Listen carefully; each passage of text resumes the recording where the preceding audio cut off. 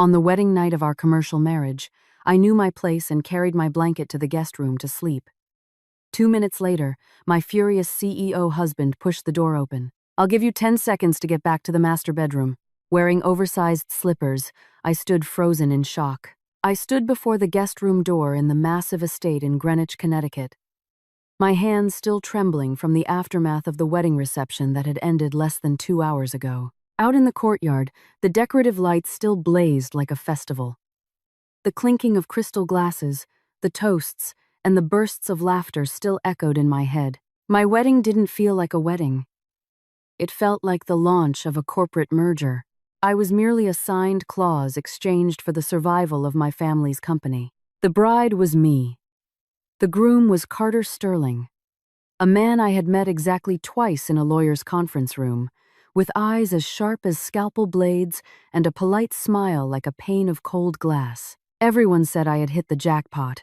They said my family's ship was sinking, yet we somehow managed to cling to the Sterling Enterprises ocean liner to survive. But I knew that liner wasn't a rescue boat. It was loaded with conditions, unspoken rules, and an abyss so deep it could swallow anyone who took a wrong step.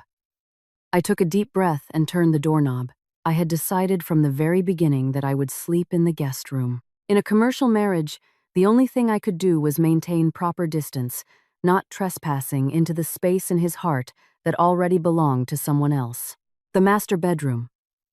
That massive bed, I figured it should be reserved for Carter Sterling and the woman he carried in his heart. I didn't ask her name. I'd only heard rumors in the business world that he had an ex, a phantom who had never truly left his life. I had just spread my blanket on the guest bed, not even having the chance to sit down, when the door behind me burst open with a heavy thud like a hammer strike. I jumped, spinning around. Carter Sterling stood in the doorway, wearing a dark gray silk bathrobe, his collar slightly open, a drop of water from the shower still lingering on his jaw. He didn't step inside immediately, but his gaze alone was enough to make the narrow room feel suffocating. "Amelia Hayes, what are you doing in here?" His voice was cold, not a distant cold, but a biting cold that could slice through skin. I swallowed hard. I came here to sleep. Who gave you permission to sleep in the guest room?" He stepped forward, each footfall seemingly stepping right on my heartbeat. I tried to stay calm, reminding myself that I was the one in debt, that I had to know my place and play the obedient daughter-in-law that wealthy families demanded.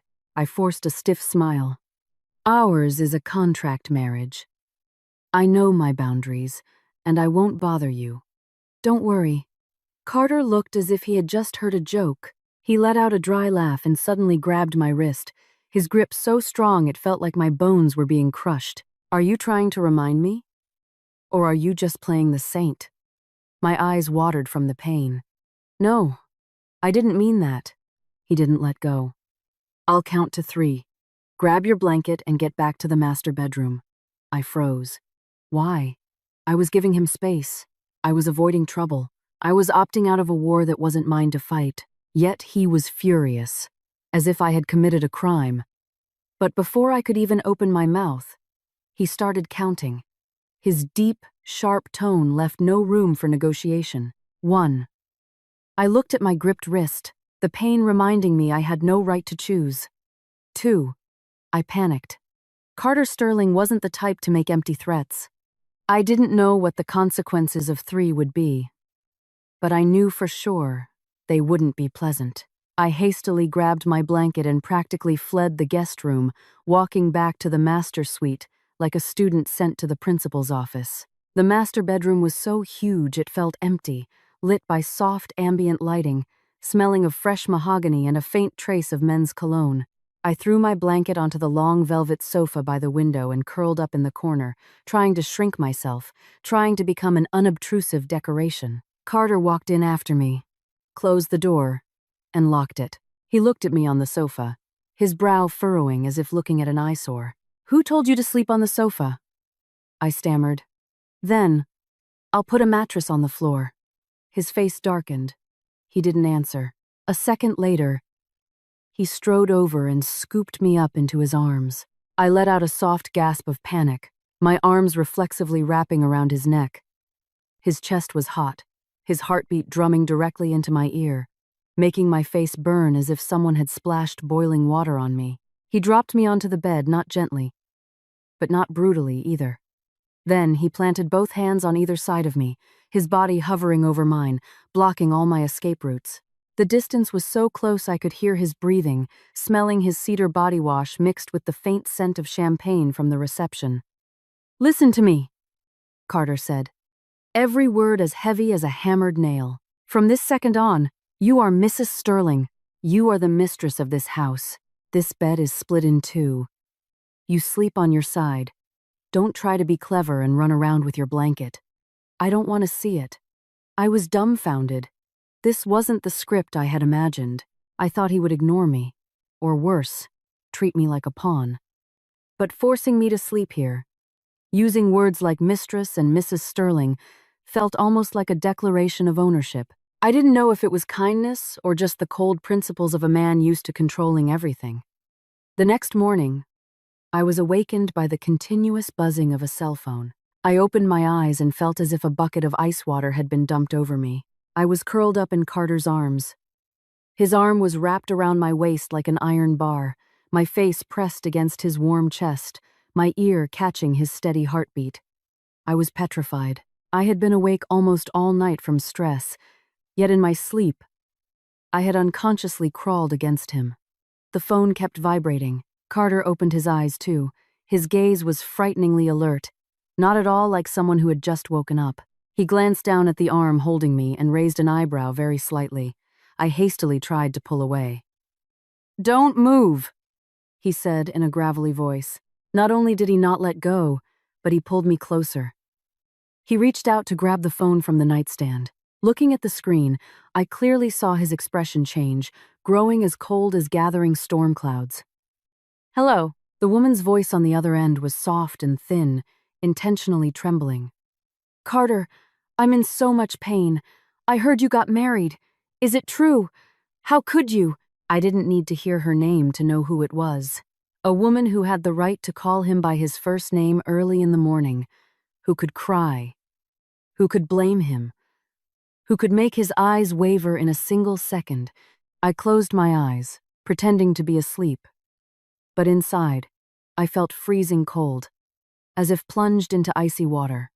Carter remained silent for a beat, then said briefly, "Text me the address." He hung up, releasing the arm holding me. He got out of bed and dressed very quickly. I lay still, my eyes closed, but my heart felt like it was being squeezed. I heard the bedroom door open and close. In the massive room, there was only the sound of the central air conditioning filling the vast emptiness. I opened my eyes and stared at the ceiling. My tears flowed on their own, hot and humiliating. I knew it. Last night on our wedding night, those words Mrs. Sterling, mistress of the house, sharing the bed might have just been a man's impulse or a control tactic. The person who truly softened his heart was still her. I wiped my tears, forcing myself to sit up. Even if it was just a contract, I had to play the part. I got dressed and went downstairs, where I saw a middle-aged woman sitting on the living room sofa, holding an espresso cup, scanning me from head to toe like a piece of merchandise. She was dressed in designer clothes, her jewelry sparkling, but her smile was as thin as a razor. "Up late, aren't we?" She set the cup down, her tone flat. "Now that you're in this house, relearn some manners. Don't think marrying Carter turns you into royalty." I lowered my head. "Good morning, Mrs. Sterling." She chuckled softly, looking straight at me. "Don't call me Mom. I haven't accepted you. Remember clearly. You're here because of your family's company. Carter helped your family once. You'd best not dream for more. His heart already belongs to someone else." I clenched my fists, my nails digging painfully into my palms, but I didn't dare react. She stood up, adjusting her silk scarf. "Today is the post-wedding brunch at your parents' house. Tell Carter to take you properly. Don't let people say our family lacks manners." She walked away, the click of her heels on the marble floor sending shivers down my spine. I stood in the middle of the vast living room, feeling as though I had been dragged out of a dream and thrown straight into a gilded cage. The post-wedding brunch. I looked at the clock. It was 9 a.m. I wondered where Carter was right now. Did he remember today was the day I had to visit my parents, or was he too busy saving someone else? I sat down to wait. I tried to keep my back straight, acting like a proper Mrs. Sterling. But inside, a storm was brewing. It was a warning that things wouldn't be peaceful, wouldn't be simple. It was just a contract marriage, and whether I wanted to or not, I had already stepped into the vortex of Carter Sterling. I sat on the sofa in the Greenwich estate, my hands clasped tightly together. On the wall was a large antique brass clock. The minute hand ticked by slowly. Each tick felt like a knock against my chest. Jodan Shawufen. Jodan Sanchifen. Shurdan. I still sat there, back straight, trying to maintain the calm composure of a new bride, but inside I was a nervous wreck. Today was the traditional post-wedding family gathering.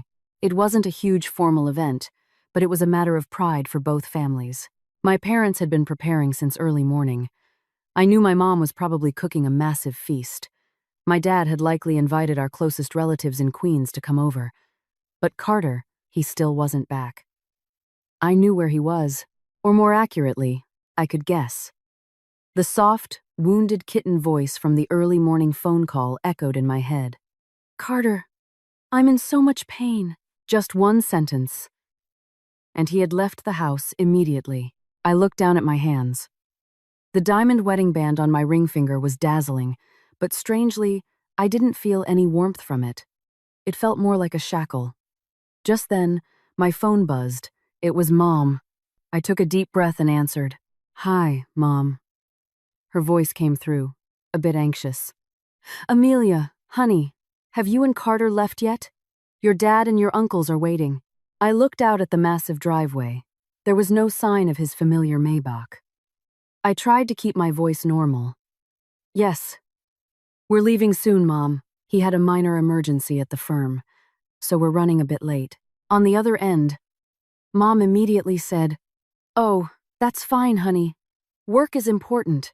Your dad says we can wait as long as needed." That sentence made my heart ache. My dad was a very proud man. But because the company was in debt, because of the massive investment Sterling Enterprises had just injected to save them, he was willing to lower himself to this extent. I hung up, a lump in my throat. At 10:30 a.m., the wrought iron gates finally opened. The familiar black Maybach pulled in. I stood up instinctively. Carter stepped out of the car. He was still wearing the suit from yesterday, but he had changed into a fresh dress shirt. His tie was loosened, his hair slightly messy, and he carried the faint scent of tobacco and a very light, feminine perfume. My heart stopped. He walked into the living room, furrowing his brow when he saw me still sitting there. "You haven't left?" I looked at him for a few seconds, then said softly, "Today is the family brunch." Carter froze. He clearly had just remembered. He glanced at his Rolex. "If we leave now, we'll make it for lunch." Just a simple sentence, but it felt like a knife slicing into my chest. No apologies, no explanation as to why he didn't call just, "We'll make it." He went upstairs to change. 10 minutes later, Carter came down in a completely new bespoke suit, his face returning to the familiar, cold expression of the CEO of Sterling Enterprises. He grabbed the car keys. "Let's go." I quietly followed him. For the entire drive from Connecticut down to Queens, New York, neither of us said a word. The Maybach glided down the highway like a silent black shark. The atmosphere in the car was so heavy I felt like I couldn't breathe. I looked out the window, trying to avoid my own reflection in the glass, because I was afraid to see what my face looked like right now. The car pulled up in front of my house. It was a modest, 2-story colonial in a quiet neighborhood, not luxurious, but clean and cozy. Many people were already waiting on the porch. My dad, my mom, a couple of uncles, and a few close neighbors. When the Maybach parked, all eyes turned to us. Carter stepped out first, instantly shifting his expression, putting on the flawless, polite smile of a successful businessman. My dad hurried forward. "Ah, Carter, it's been a while." Carter shook my dad's hand. "I apologize for being late, Arthur. There was an emergency at the office." Just that one sentence, and my dad smiled so wide his eyes crinkled. "No worries at all. Business is paramount." My mom pulled me aside, whispering, "Is Carter treating you well?" I looked at Carter, who was chatting with my dad. In his hands were expensive gift bags, high-end scotch, rare vintage wines, artisan truffles, all top-tier luxuries. The relatives standing around were in awe. So lucky. Amelia got herself a brilliant husband. What a catch. I smiled. Yes, he's very good to me. I couldn't say otherwise. Because my family's future rested in that man's hands. Lunch was lively. Carter became the center of attention at the table. My uncles kept pouring him drinks. "Carter, we hope you can guide our firm in the future.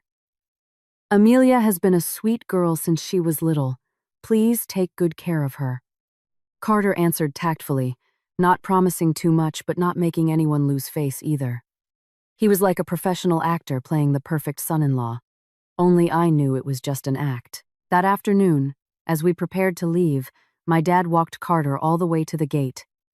"If Amelia is ever unreasonable, please be patient with her."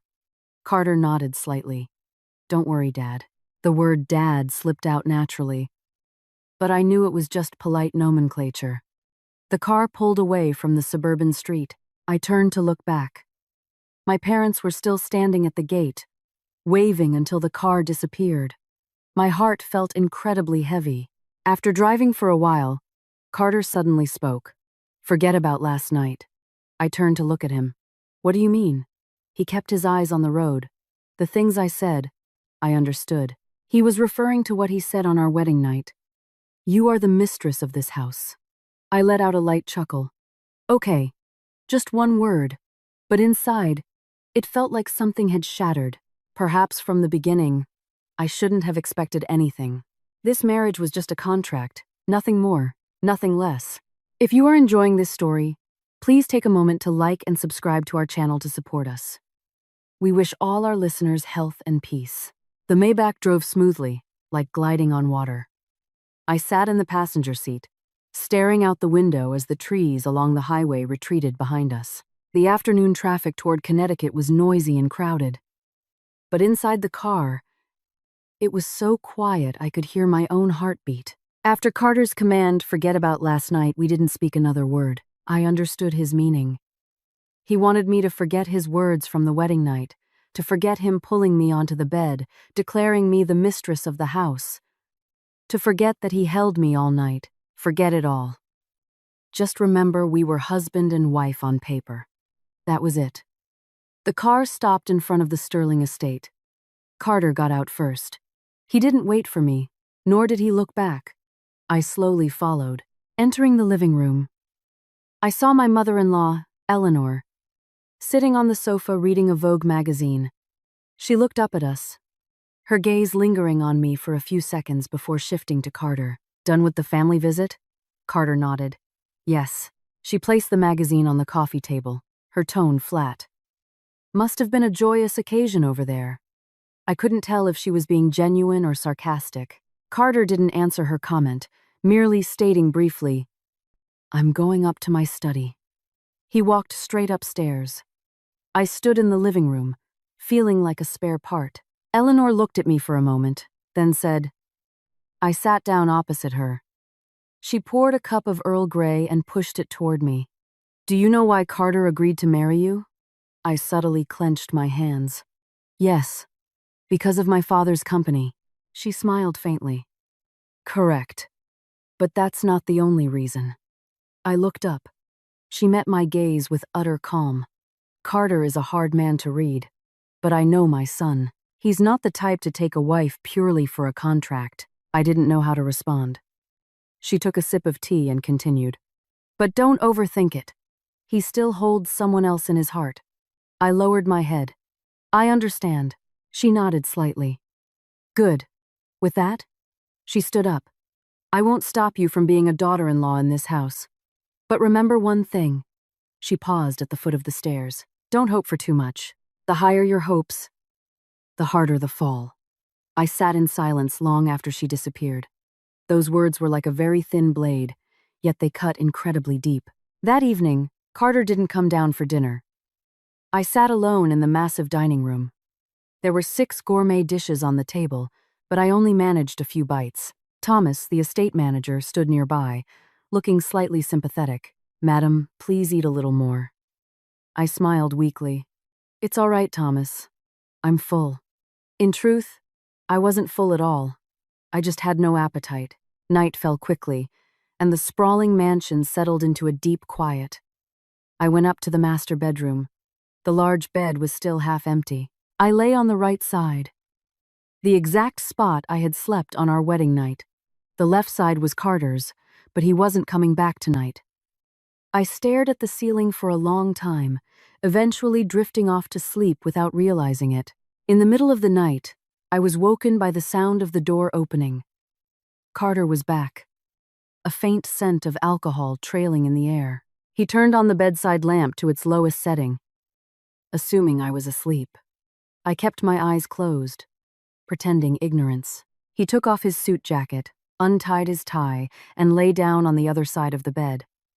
The distance between us was still like a river so close, yet impossible to cross. I thought he was asleep, but a few minutes later, his phone vibrated, the screen's light illuminating his face.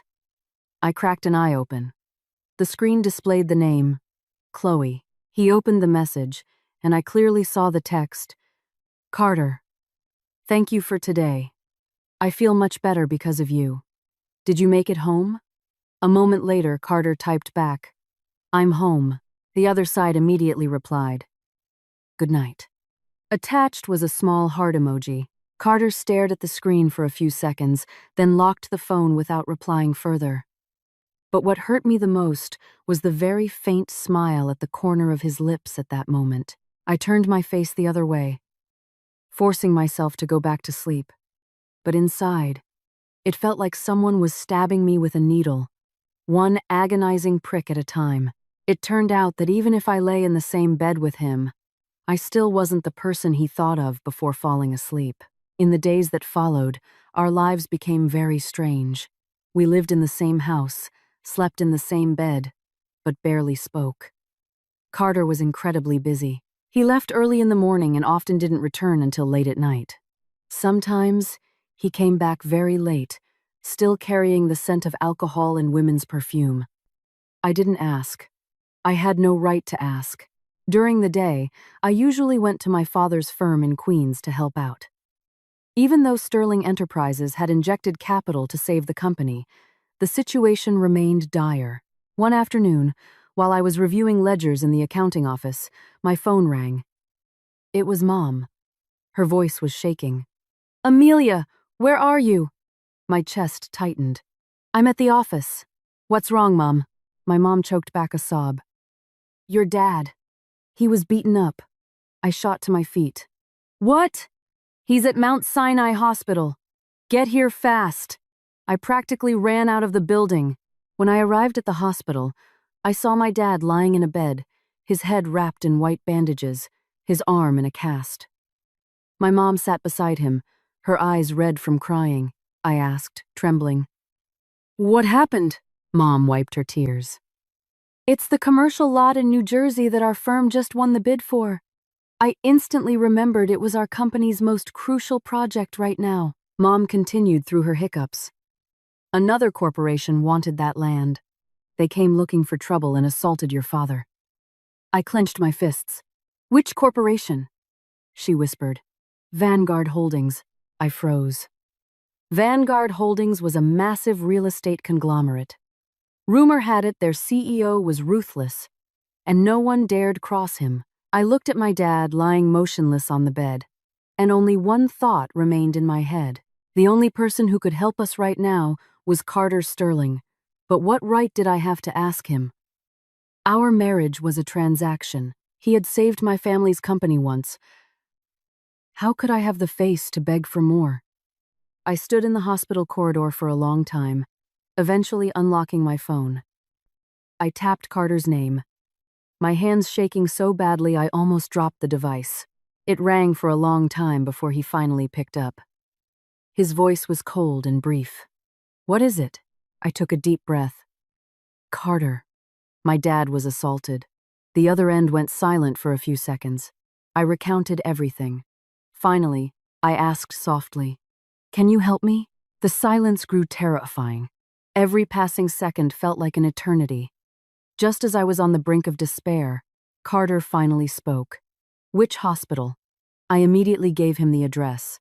He only said one more sentence. "Wait for me," before hanging up. I stood silently in the hospital hallway, wondering where the decision I just made would take our marriage. I stood at the end of the corridor at Mount Sinai, my back against the cold wall. The pale fluorescent lights reflecting off the tile floor made everything look even more washed out. The strong smell of antiseptic made me slightly dizzy. But what suffocated me most wasn't the hospital smell. It was the overwhelming sense of helplessness. My dad was in the room behind that door. My mom was beside him, trying to wipe away her tears. And me? I could only stand here waiting for a man I probably shouldn't have bothered. I checked my phone. 20 minutes had passed since Carter said to wait. I didn't know if he was actually coming. Maybe he would. Maybe he got busy and forgot. After all, ours was just a contract marriage. I smiled bitterly. Just then, hurried footsteps echoed from the end of the hall. I looked up. Carter Sterling was striding toward me. He still wore his familiar dark tailored suit, his tall frame standing out amongst the crowd. Behind him were two assistants and a middle-aged man in a black suit. Within seconds, he was standing in front of me. His gaze swept over my face, stopping at my red, swollen eyes. He frowned slightly. "Where is your father?" His voice was still cold, but I detected a hint of urgency. I pointed toward the hospital room. Carter immediately walked in. My dad was lying on the bed, his head bandaged, his casted arm suspended. Upon seeing Carter, my dad tried to sit up. "Carter, why are you here?" Carter quickly stepped forward to support him. "Dad, please lie down," he said dad so naturally. My father was clearly surprised, but emotion instantly filled his eyes. Carter turned to the middle-aged man who came with him. "Dr. Evans, please take a look." The man nodded. He immediately re-examined my father's injuries. Only then did I realize that Carter hadn't just come himself. He had brought his private physician. 15 minutes later, Dr. Evans stepped out into the hallway. "The trauma isn't life-threatening, but he needs to rest for at least a month." I breathed a sigh of relief. Carter nodded. "Thank you, doctor." Dr. Evans left. The corridor fell quiet again. Carter leaned back against the wall, taking out a cigarette but not lighting it. He looked at me. "Vanguard Holdings did this." I nodded. "Yes." He was thoughtful for a few seconds, then asked a question that caught me off guard. "In your eyes, what is our marriage?" I froze, not understanding why he would ask that right now. I lowered my head. "It's a transaction." Carter let out a low chuckle, but it wasn't a happy sound. "Right." He stood up straight. "If it's a transaction, there must be a give and take." I looked at him. "What do you mean?" Carter stepped closer. The distance between us barely a foot. He placed a hand on the wall behind me, essentially trapping me in the corner of the hallway. His voice dropped low. "I will handle Vanguard Holdings for you." I knew he could.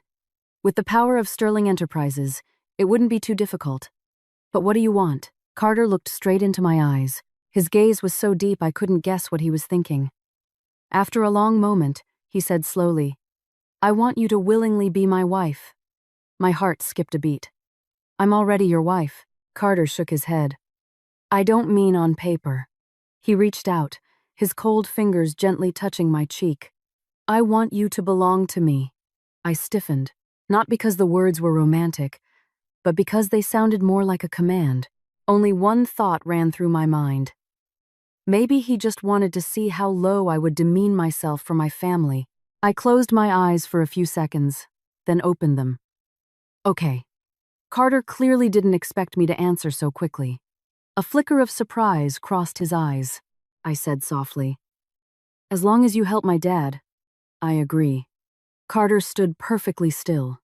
After a while, he let out a soft breath. "Remember what you said today." He turned and walked away, his two assistants immediately following. I stood in the hallway for a long time, not understanding why my heart was racing so fast. 2 days later, everything changed so rapidly I couldn't react. The CEO of Vanguard Holdings, the man who ordered the hit on my dad, personally came to the hospital to apologize. He brought expensive fruit baskets, gifts, and a thick envelope of cash. Not only that, but he signed over the deed for the New Jersey lot back to our company. No conditions, no disputes. My parents looked at each other in disbelief, and I knew exactly who was behind it. That evening, I returned to the Greenwich estate. Carter was already home, sitting on the sofa watching the Bloomberg financial news. Seeing me enter, he turned off the TV, then patted the empty space beside him. "Come here." I walked over slowly and sat down. The distance between us was mere inches. Carter suddenly wrapped an arm around my waist, pulling me into his lap. I went rigid. He leaned down, whispering in my ear, "Amelia, I've fulfilled my end of the bargain."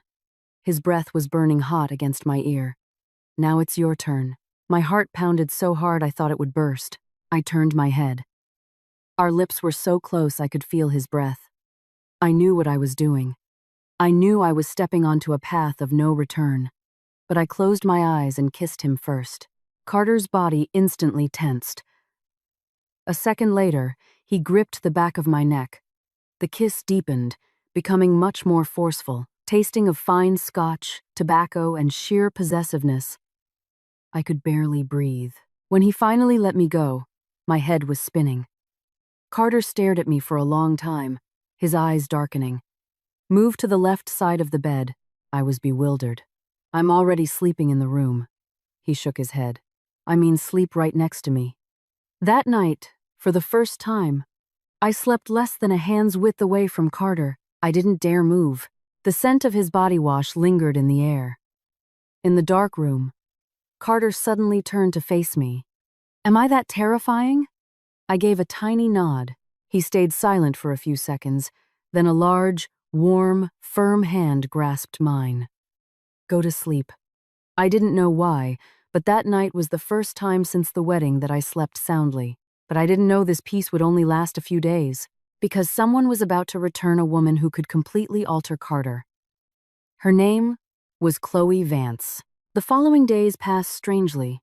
My life at the Sterling estate seemed to have shifted, though it wasn't exactly clear in what direction. Carter was still as busy as ever, leaving early, sometimes returning late. But there was a noticeable difference. He started coming home more often. Gone were the nights he vanished entirely. Gone was the scent of strange perfume on his shirts. And notably, he started eating dinner at home. That evening, I was in the kitchen helping the maid set the dining table when I heard Carter's car pull into the driveway. Thomas, the manager, murmured, "Madam, Mr. Sterling is home." I stepped out into the living room. Carter, having just handed his suit jacket to Thomas, paused when he saw me standing by the stairs. "Have you eaten?" His voice was still deep, but no longer as icy. "I was just preparing to." He nodded. "Let's eat together." 2 simple words, but they made my heart flutter slightly. We sat opposite each other in the grand dining room. Soft, ambient light fell over the table, the hot food giving off a rich aroma. I took a bite of sea bass, suddenly realizing Carter was watching me. "Is something wrong?" I asked. He shook his head. No, but his gaze didn't leave me. A moment later, he asked out of the blue, "How is your firm doing?" I was slightly taken aback. He had never asked about that before. "Better, thanks to the New Jersey project." Carter nodded and resumed eating. The conversation lapsed back into silence. But this time, the silence wasn't as oppressive. After dinner, Carter didn't go straight up to his study like usual. He sat in the living room watching financial news on the TV. I walked past, intending to go upstairs, When I heard him call out, "Amelia," I turned around. He patted the seat next to him. I hesitated for a few seconds before sitting down on the sofa. We were very close. Carter kept his eyes on the screen, but suddenly said, "Aren't you going to ask me?" "Ask what?" "About Chloe." That name made my heart skip a beat. I tried to keep my voice steady. "I have no right to ask." Carter turned off the TV. The room instantly fell silent. He turned to look at me. "You are my wife." I smiled faintly. "On paper." His eyes darkened. "Not just that." I didn't reply. Because in my heart, there was still a massive chasm. A chasm named Chloe. Right then, Carter's phone rang. He glanced at the screen, and I clearly saw the caller ID. "Chloe." I immediately looked away. Carter hesitated for a few seconds before answering. "Chloe." His voice dropped.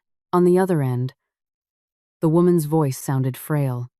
"Carter, I just flew back to the States. I felt my heart sink to the floor. Can you meet me tonight?" Carter was silent. The silence stretched so long I could hear his every breath. Finally, he said, "I'm busy tonight." I turned to look at him. Chloe seemed very surprised. "Carter, I need to talk to you." Carter frowned. "Some other time." He hung up. I didn't know why, but a strange feeling blossomed in my chest, something like a tiny ray of hope. But that hope was quickly extinguished. Just 2 days later, that morning, I was getting ready to leave the house when I saw Carter standing at the bedroom door, fully dressed in his suit. He said, "I have plans tonight. I'll be home late." Okay. We spoke like two strangers. That evening, I ate dinner alone. Around 10 p.m., my phone buzzed with a text from an unknown number. I opened the attached photo. In the picture, Carter was sitting in a high-end Michelin-starred restaurant in Manhattan. Across from him was a woman in a white dress, long hair, beautiful face, Chloe. My heart tightened. The text below read, "You should know your place." I sat in silence for a long time. It wasn't hard to guess who sent it. Chloe. I looked at the photo again. They looked like the perfect couple, while I was just a wife on paper. Carter came home very late that night. When he entered the bedroom, I had already turned off the lights, but I clearly heard him changing. He lay down on the bed, very close to me. I turned my back to him. A while later, Carter suddenly asked, "You're awake?" I didn't answer. He stayed silent for a few seconds, then said, "I just went to see a friend tonight." I let out a soft laugh in the dark. "You don't need to explain anything to me." The room fell back into silence. But this time, the silence carried a very cold edge. Carter didn't say anything else, but that night, I felt his hand rest lightly on my waist, as if trying to hold me back. I just didn't know if that touch was out of habit or something else entirely. The next morning, I woke up very early. As I walked past Carter's study, I accidentally overheard him on the phone. His voice was freezing cold. "Chloe, don't pull stunts like this anymore." I stopped in my tracks. "Last night was just dinner. You had no right to send that photo to Amelia." My heart raced. Carter paused for a few seconds, then added a sentence that stunned me. "She is my wife." I stood frozen in the hallway for a long time. I didn't know why, but my mind was suddenly in turmoil. Maybe things between Carter and me weren't over, but I also didn't know what Chloe would do next. After that morning, an indescribable feeling took root in my heart. I had clearly heard Carter's words on the phone. "She is my wife." Just one sentence. But it was like a stone thrown into the still waters of my heart, sending ripples outward. Throughout the morning, I couldn't focus on work. Sitting in the small office at my dad's firm, I kept checking my phone unconsciously. I didn't know what I was waiting for. A text from Carter or another text from Chloe? Neither came. At noon, Mom brought lunch into my office. "Eat a little, honey. You haven't touched a thing all morning." I nodded. She watched me for a moment, then asked, "Are things okay between you and Carter?" The question made me pause. I didn't know how to answer. "Yeah, we're fine." Mom sighed softly. Your dad says Carter is a good man. Don't overthink things. I smiled faintly, but my heart felt heavy. Was Carter a good man? Perhaps. But he was also a man I couldn't figure out. That afternoon, as I was getting ready to leave the office, my phone rang again. This time, an unknown number. I answered. Hello? A gentle female voice came through the line. Is this Amelia Hayes? My chest tightened. Yes. Who is this? The woman's voice was remarkably calm. I am Chloe Vance. I was silent for a few seconds. Even though I had guessed it, hearing her say it still sent a pang through my heart. Chloe continued. I want to meet you. I frowned. About what? About Carter. I didn't know why I agreed. Maybe because I had too many questions of my own. An hour later, I walked into an upscale cafe in the Upper East Side. Chloe was already seated at a window table. It was the first time I'd seen her up close. Chloe was beautiful not in a sharp, striking way, but with a fragile, gentle beauty that made people want to protect her. She wore a flowy white dress, her long hair cascading over her shoulders. Seeing me approach, she stood up and smiled. Amelia. I sat opposite her. The air between us was tense. Chloe stirred her latte gently and said, I'm sure you know who I am. I nodded. I know. She looked at me for a few seconds, her gaze perfectly calm. Do you know why Carter agreed to marry you? I was slightly taken aback. Because of my family's company. Chloe let out a soft laugh. Do you really believe that? I frowned. What do you mean? Chloe pulled out her phone, opened a photo, and slid it across the table. It was a picture taken 3 years ago. In the photo, I was standing outside a small coffee shop near my old workplace in Manhattan, holding a stray cat. I remembered that day vividly. It was raining. The cat was injured, and I had taken it to a vet. But what shocked me was why Chloe had this picture. I looked at her. Chloe smiled. Did you know? Carter started noticing you from that day? My heart began to pound. What are you talking about?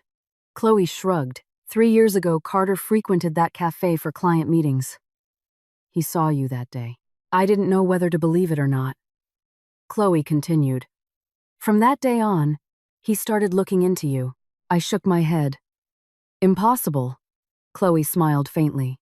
Do you think Carter Sterling is the kind of man to easily marry a woman just for a contract?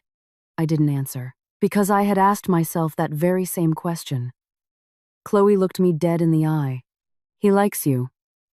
That sentence hit me like a blow to the chest. But Chloe paused. He likes you, but he doesn't love you. I clenched my hands under the table. What are you trying to say? Chloe smiled. I'm saying his heart still belongs to me. The atmosphere grew oppressive. Chloe tilted her head. Did you know I saved Carter's life 3 years ago? I froze. Saved his life? Chloe nodded. He was in a severe car accident. If I hadn't gotten him to the ER in time, he wouldn't be alive today. She looked at me, a hint of pride in her eyes. Because of that, I will always have a place in his heart. My throat felt dry. Chloe picked up her coffee, took a sip, and then delivered a soft line that stabbed me right in the heart. Amelia, do you think a man could ever forget the woman who saved his life? I didn't answer, because the answer was obvious. Chloe set her cup down. You are his contract wife, but I am the one he can never forget. She stood up and adjusted her designer bag. Before leaving, she added, Oh, right. Tomorrow night is the Sterling Enterprises charity gala. I've been invited. She gave me a slight smile. I hope to see you there. Chloe walked out of the cafe. I sat there for a long time, staring at the photo on the table. 3 years ago, a stray cat, a rainy day in New York. I never imagined someone was standing in the distance, watching me, remembering me until now. But what worried me more was the charity gala tomorrow. I had a feeling it wouldn't be just a simple party. I left the Upper East Side Cafe as dusk began to fall. The Manhattan streets were jammed with traffic, horns blaring, the yellow streetlights reflecting off the wet pavement. But all that noise felt very far away. My mind was consumed by Chloe's words.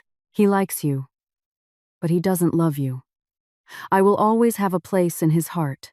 I walked slowly to my parked car, feeling as if a boulder was pressing down on my chest. 3 years ago, a stray cat in the rain, a man standing in the shadows watching me. If what Chloe said was true, then Carter knew me long before we got married. But if that was true, why had he never mentioned it? I drove back to the Greenwich estate in a daze. When I pulled up, Thomas was already there to open the door. "Welcome home, madam." I nodded. Walking into the living room, I saw Carter sitting on the sofa. He was in a crisp white dress shirt, sleeves rolled up to the elbows, a thick stack of documents on the coffee table. Hearing my footsteps, he looked up, his gaze lingering on my face for a few seconds. "Where did you go?" I hesitated. "I went out to meet a friend." Carter watched me for a few more seconds, as if trying to read my eyes, but ultimately just nodded. "Right." He didn't ask further. I stood there for a moment. A strange urge suddenly swelled inside me. "Carter." He looked up. "Yes?"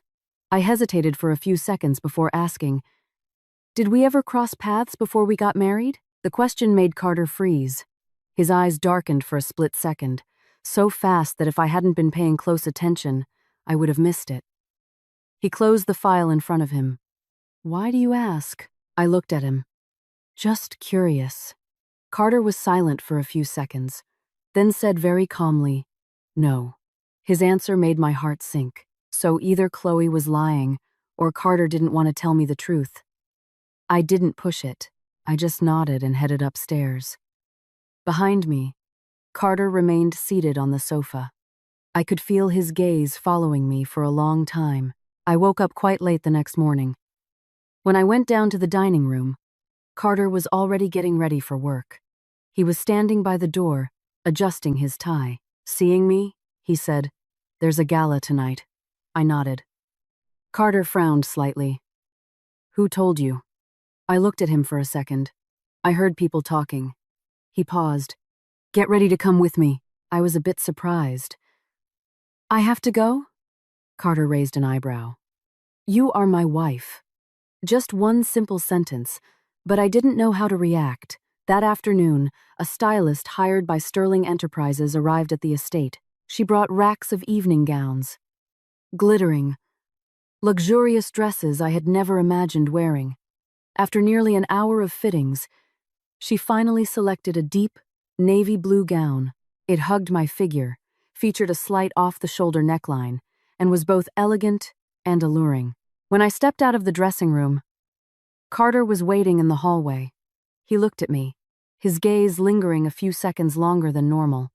Then he said softly, "It'll do." Just those words. But for some reason, my heart beat a little faster. That evening, we arrived at the Plaza Hotel, the venue for the Sterling Enterprises Charity Gala. The ballroom was magnificent, adorned with massive crystal chandeliers. Dozens of business moguls and celebrities were in attendance. The moment Carter walked in, all eyes turned to him. Several people immediately approached to greet him. "Mr. Sterling, good evening." Carter nodded politely, but his hand rested lightly on the small of my back as a form of introduction. "This is my wife." I was a little taken aback hearing him say it. A few people looked at me with curious eyes. A middle-aged socialite laughed and said, "You kept her hidden so well, Carter, finally bringing your bride out to society." Carter just offered a faint smile. Right then, the ballroom doors opened again. I looked over, out of reflex. Chloe Vance walked in. She wore a long, white evening gown, her hair cascading down her back. The chandelier light caught her perfectly. She looked like a movie star stepping onto a red carpet. Many people turned to stare. Chloe walked straight toward us. Her smile was gentle, but her eyes were sharp.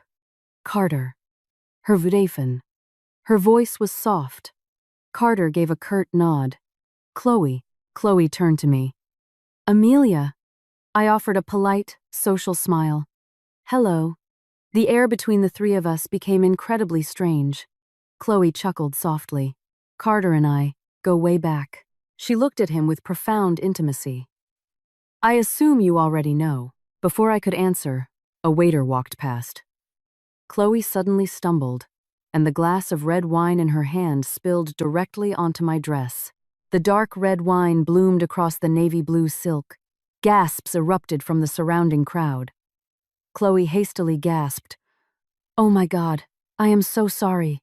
But there was not an ounce of genuine apology in her eyes. I stood perfectly still for a few seconds, suddenly realizing the truth. Chloe had no intention of playing nice. She was initiating a war. And tonight's gala was only the beginning.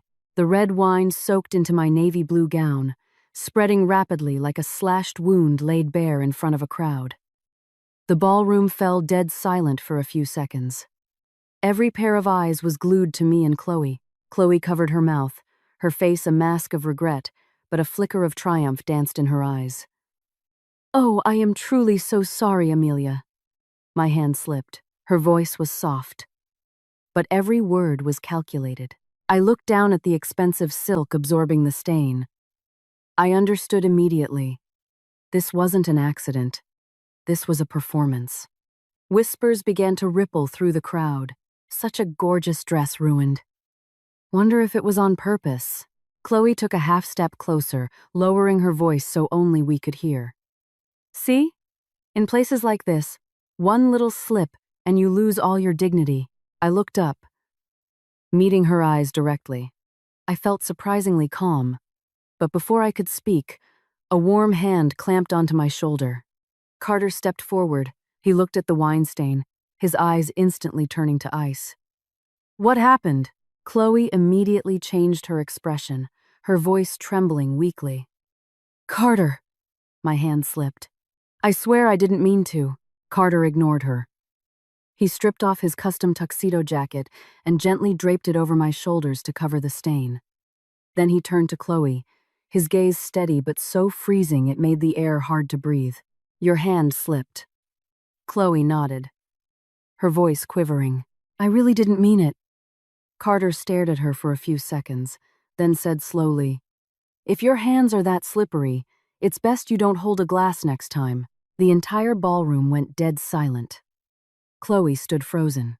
She clearly hadn't expected Carter to humiliate her like that in front of New York's elite. Glances were exchanged.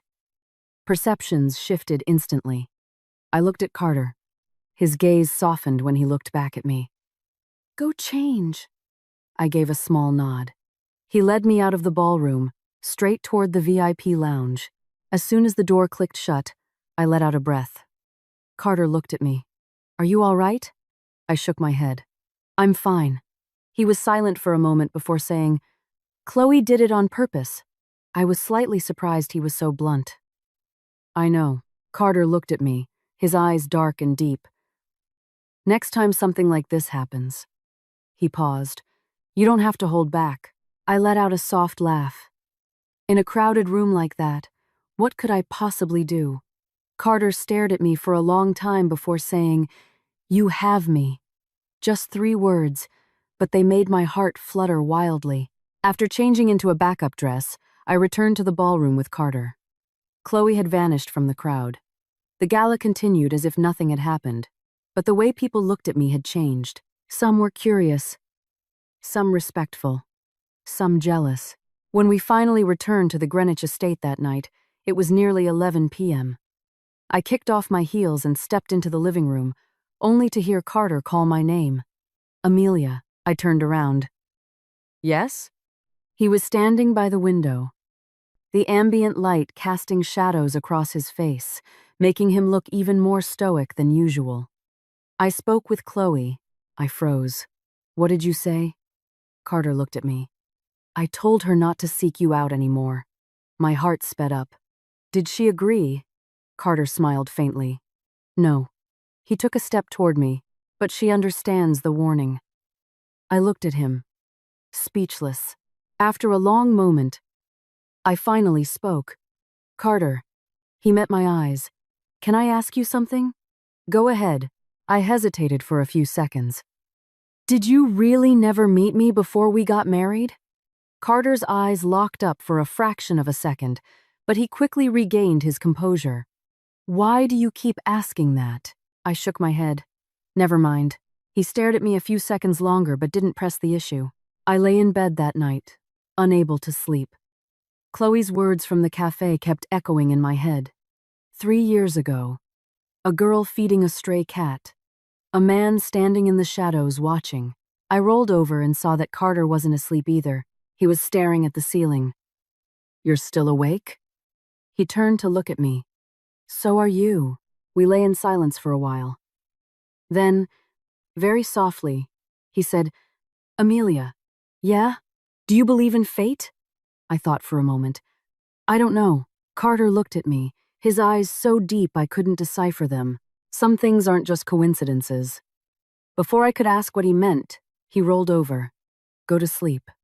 I stared at his back for a long time, a very strange feeling blooming inside me. It seemed there was still something he hadn't told me. Before we conclude this part, please allow me a brief moment. If you find this story compelling and want to hear what happens next, please like and subscribe to our channel to support us. Wishing all our listeners health and peace. The story still held many buried secrets, and I didn't yet realize that the true storm was about to hit. Following the gala, Carter and my life seemed to return to a normal rhythm. But I knew that subtle, unnameable ripples had begun to form in my heart. Chloe's words were like a tiny splinter lodged in my chest, not agonizingly painful, but impossible to ignore. The next morning, Carter left for the office very early. I woke up when the sunlight was already streaming through the large windows, casting warm pools of light on the hardwood floor. The side of the bed next to me was empty, holding only the familiar scent of his cologne on the pillow. I went downstairs to the dining room where Thomas was preparing breakfast. "Madam, you're awake." I nodded, taking a seat. "Did Mr. Sterling leave early?" "Yes. He had a crucial board meeting today." I ate in silence, but my mind kept drifting back to his cryptic words from the night before. Some things aren't just coincidences. What did Carter mean by that? Before I could ponder further, my cell phone rang. It was my mother. The moment I answered, her frantic voice came through. "Amelia, where are you?" I startled. "I'm at the house." "What's wrong, Mom?" My mother paused for a few seconds, then whispered, "Your father is in the hospital." I jumped to my feet. "What?" "He was assaulted." "By who? Who else?" "Vanguard Holdings." I understood immediately. My family's company had just secured a bid for a lucrative commercial lot in New Jersey. But that lot was exactly what Vanguard Holdings had been eyeing. Vanguard was notorious in the real estate world for operating like mobsters. I clenched my fist.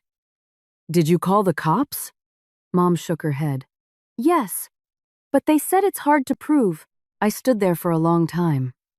Only one thought in my mind. I knew who could solve this, but I wasn't sure if I should ask him.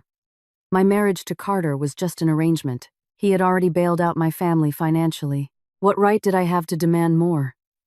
But picturing my dad in a hospital bed, I knew I couldn't just stand by. I walked out to the hallway and dialed Carter's number. It rang 3 times before he picked up. "Hello!" His voice was deep and steady, as usual. "Carter!" I choked up before I could get the words out. He went silent for a few seconds. "What happened?" I took a deep breath and recounted the whole situation. The line went dead silent. The silence stretched so long I started regretting the call.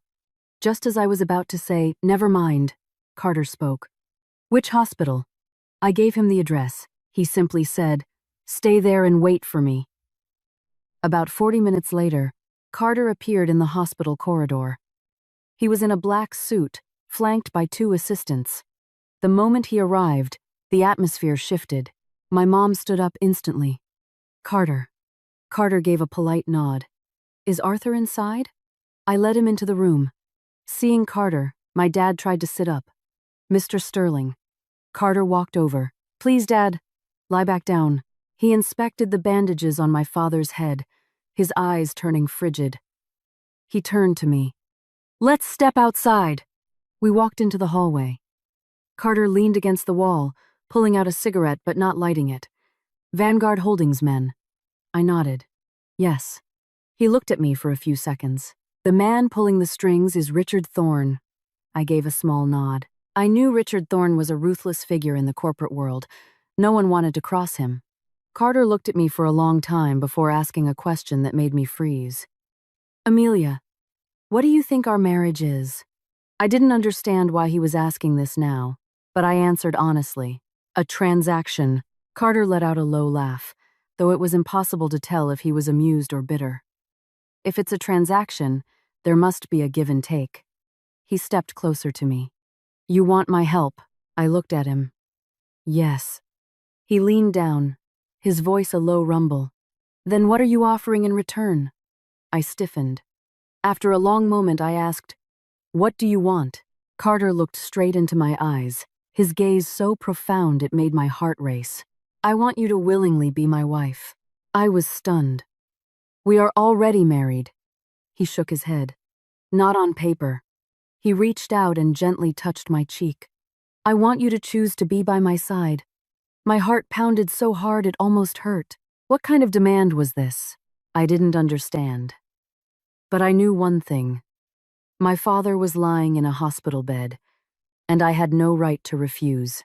I closed my eyes for a few seconds, then whispered, okay. Carter looked at me, a very strange emotion flashing in his eyes. He stood up straight. Remember what you said today. He then turned to his assistant. Contact Richard Thorne. Just one simple sentence.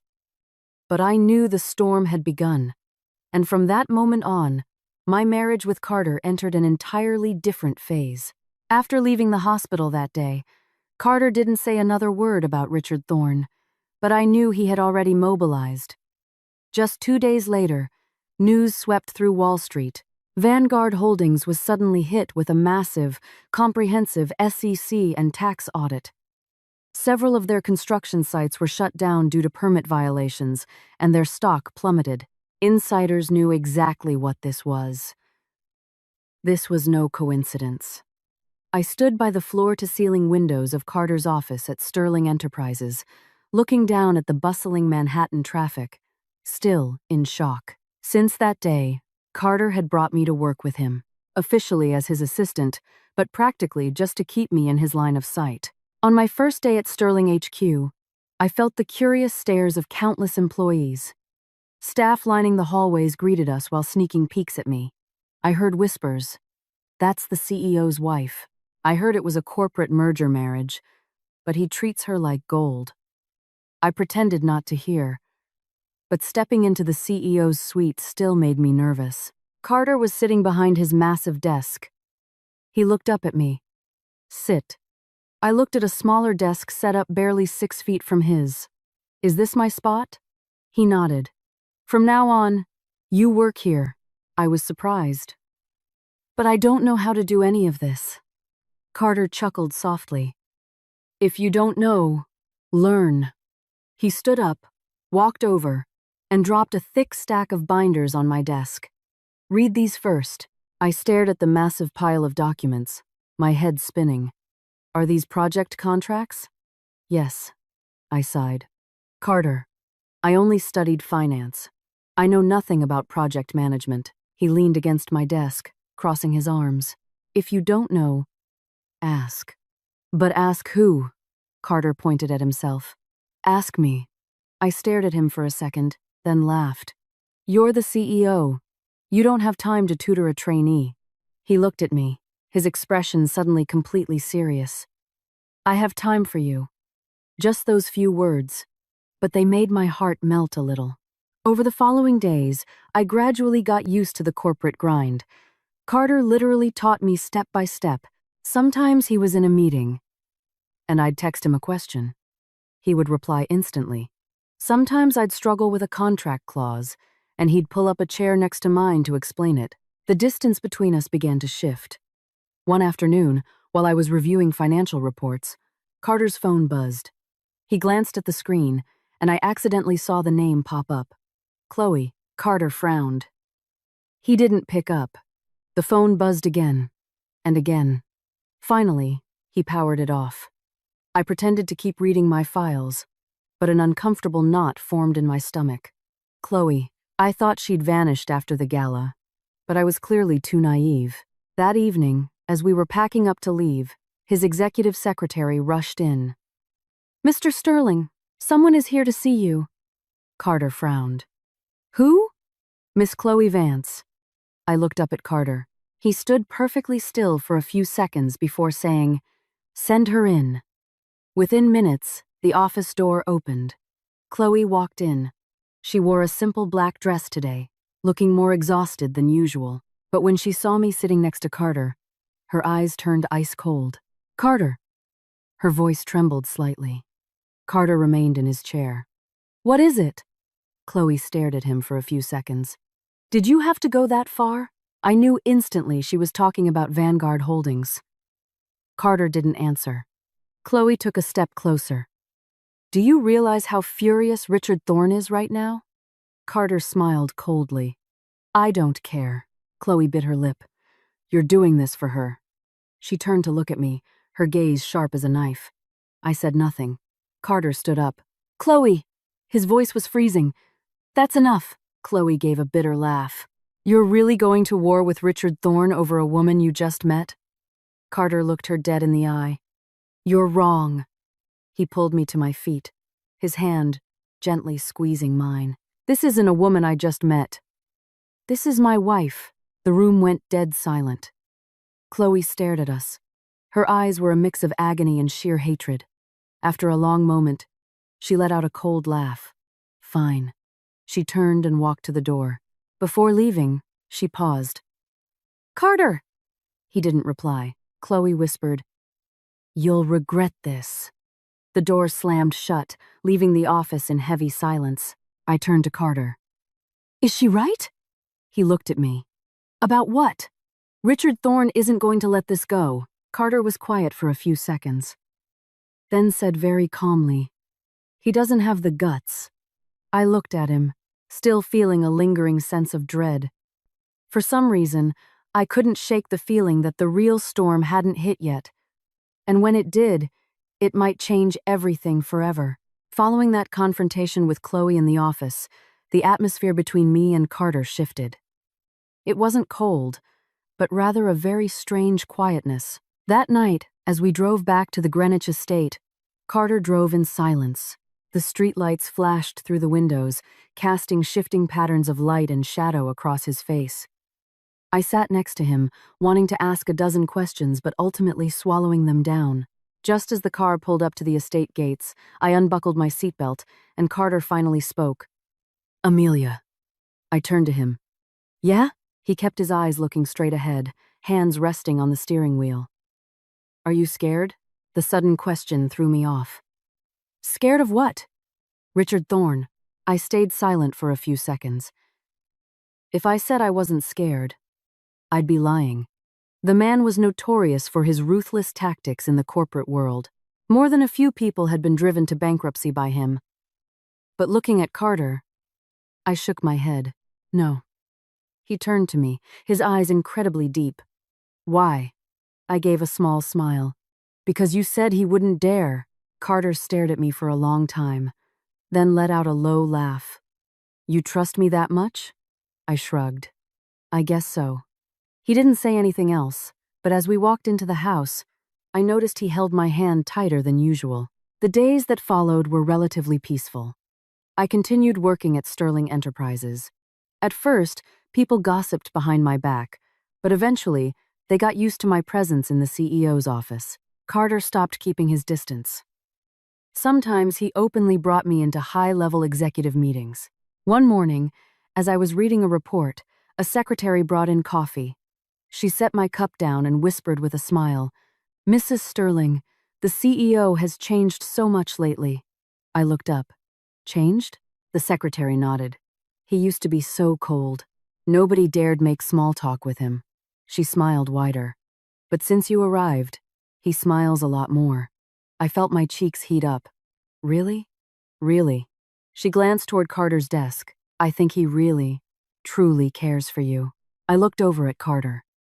He was deeply focused on his documents, his expression as serious as ever. But for some reason, the secretary's words made my heart skip a beat. At noon, as we were getting ready to go grab lunch, Carter's phone vibrated. He checked the screen and frowned. "What is it?" His voice suddenly dropped to sub-zero temperatures. I couldn't hear the person on the other end, but I watched the color drain from Carter's face, his expression darkening rapidly. "I know," he said curtly, and hung up. I asked, "What's wrong?" Carter was silent for a few seconds before saying, "Your dad is being harassed at his office." My chest tightened. "Richard Thorne." He nodded. "Yes." I jumped up. "We have to go there." Carter looked at me. "Stay calm."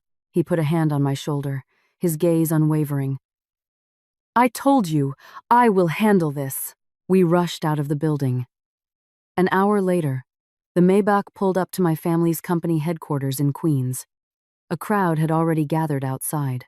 A group of heavily tattooed men were blocking the main entrance. The moment I got out of the car, I heard my mother arguing with them. "You can't come in here," a burly man sneered. "We're just here to collect what's ours." I sprinted forward. "Mom!"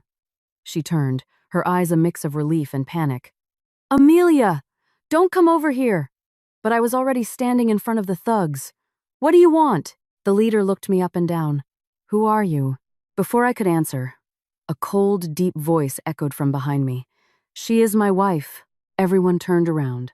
Carter stepped out of the car. He wore his black suit, his eyes as sharp as daggers. The atmosphere instantly became suffocating. The thug recognized him, and his face paled slightly. Mr. Sterling." Carter walked right up to him. "Tell Richard Thorne." His voice was terrifyingly calm. "If he wants to play games, he plays with me. Don't touch her family." The man stood in stunned silence for a few seconds before nodding. "Got it." He signaled his crew. Within minutes, the group cleared out. The company parking lot fell silent. My mother looked at Carter with overwhelming gratitude. "Carter, thank you." Carter just nodded slightly, but I saw his eyes. They were colder than ever. I knew the war between Carter Sterling and Richard Thorne had officially begun, and this time, there was no turning back. After Thorne's men retreated, the lot outside my dad's company finally grew quiet, but the dread in my stomach remained. The crowd dispersed. Mom let out a shaky breath, while Dad sat in his office, still in shock. I turned to look at Carter. He stood there, his expression calm but razor-sharp.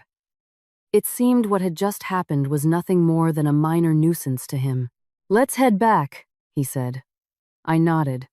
But before getting in the car, I glanced back at the company gates one last time. I had a gut feeling this wasn't going to end so easily. On the drive back to Manhattan, Carter didn't say much. He focused on driving, his face more pensive than usual.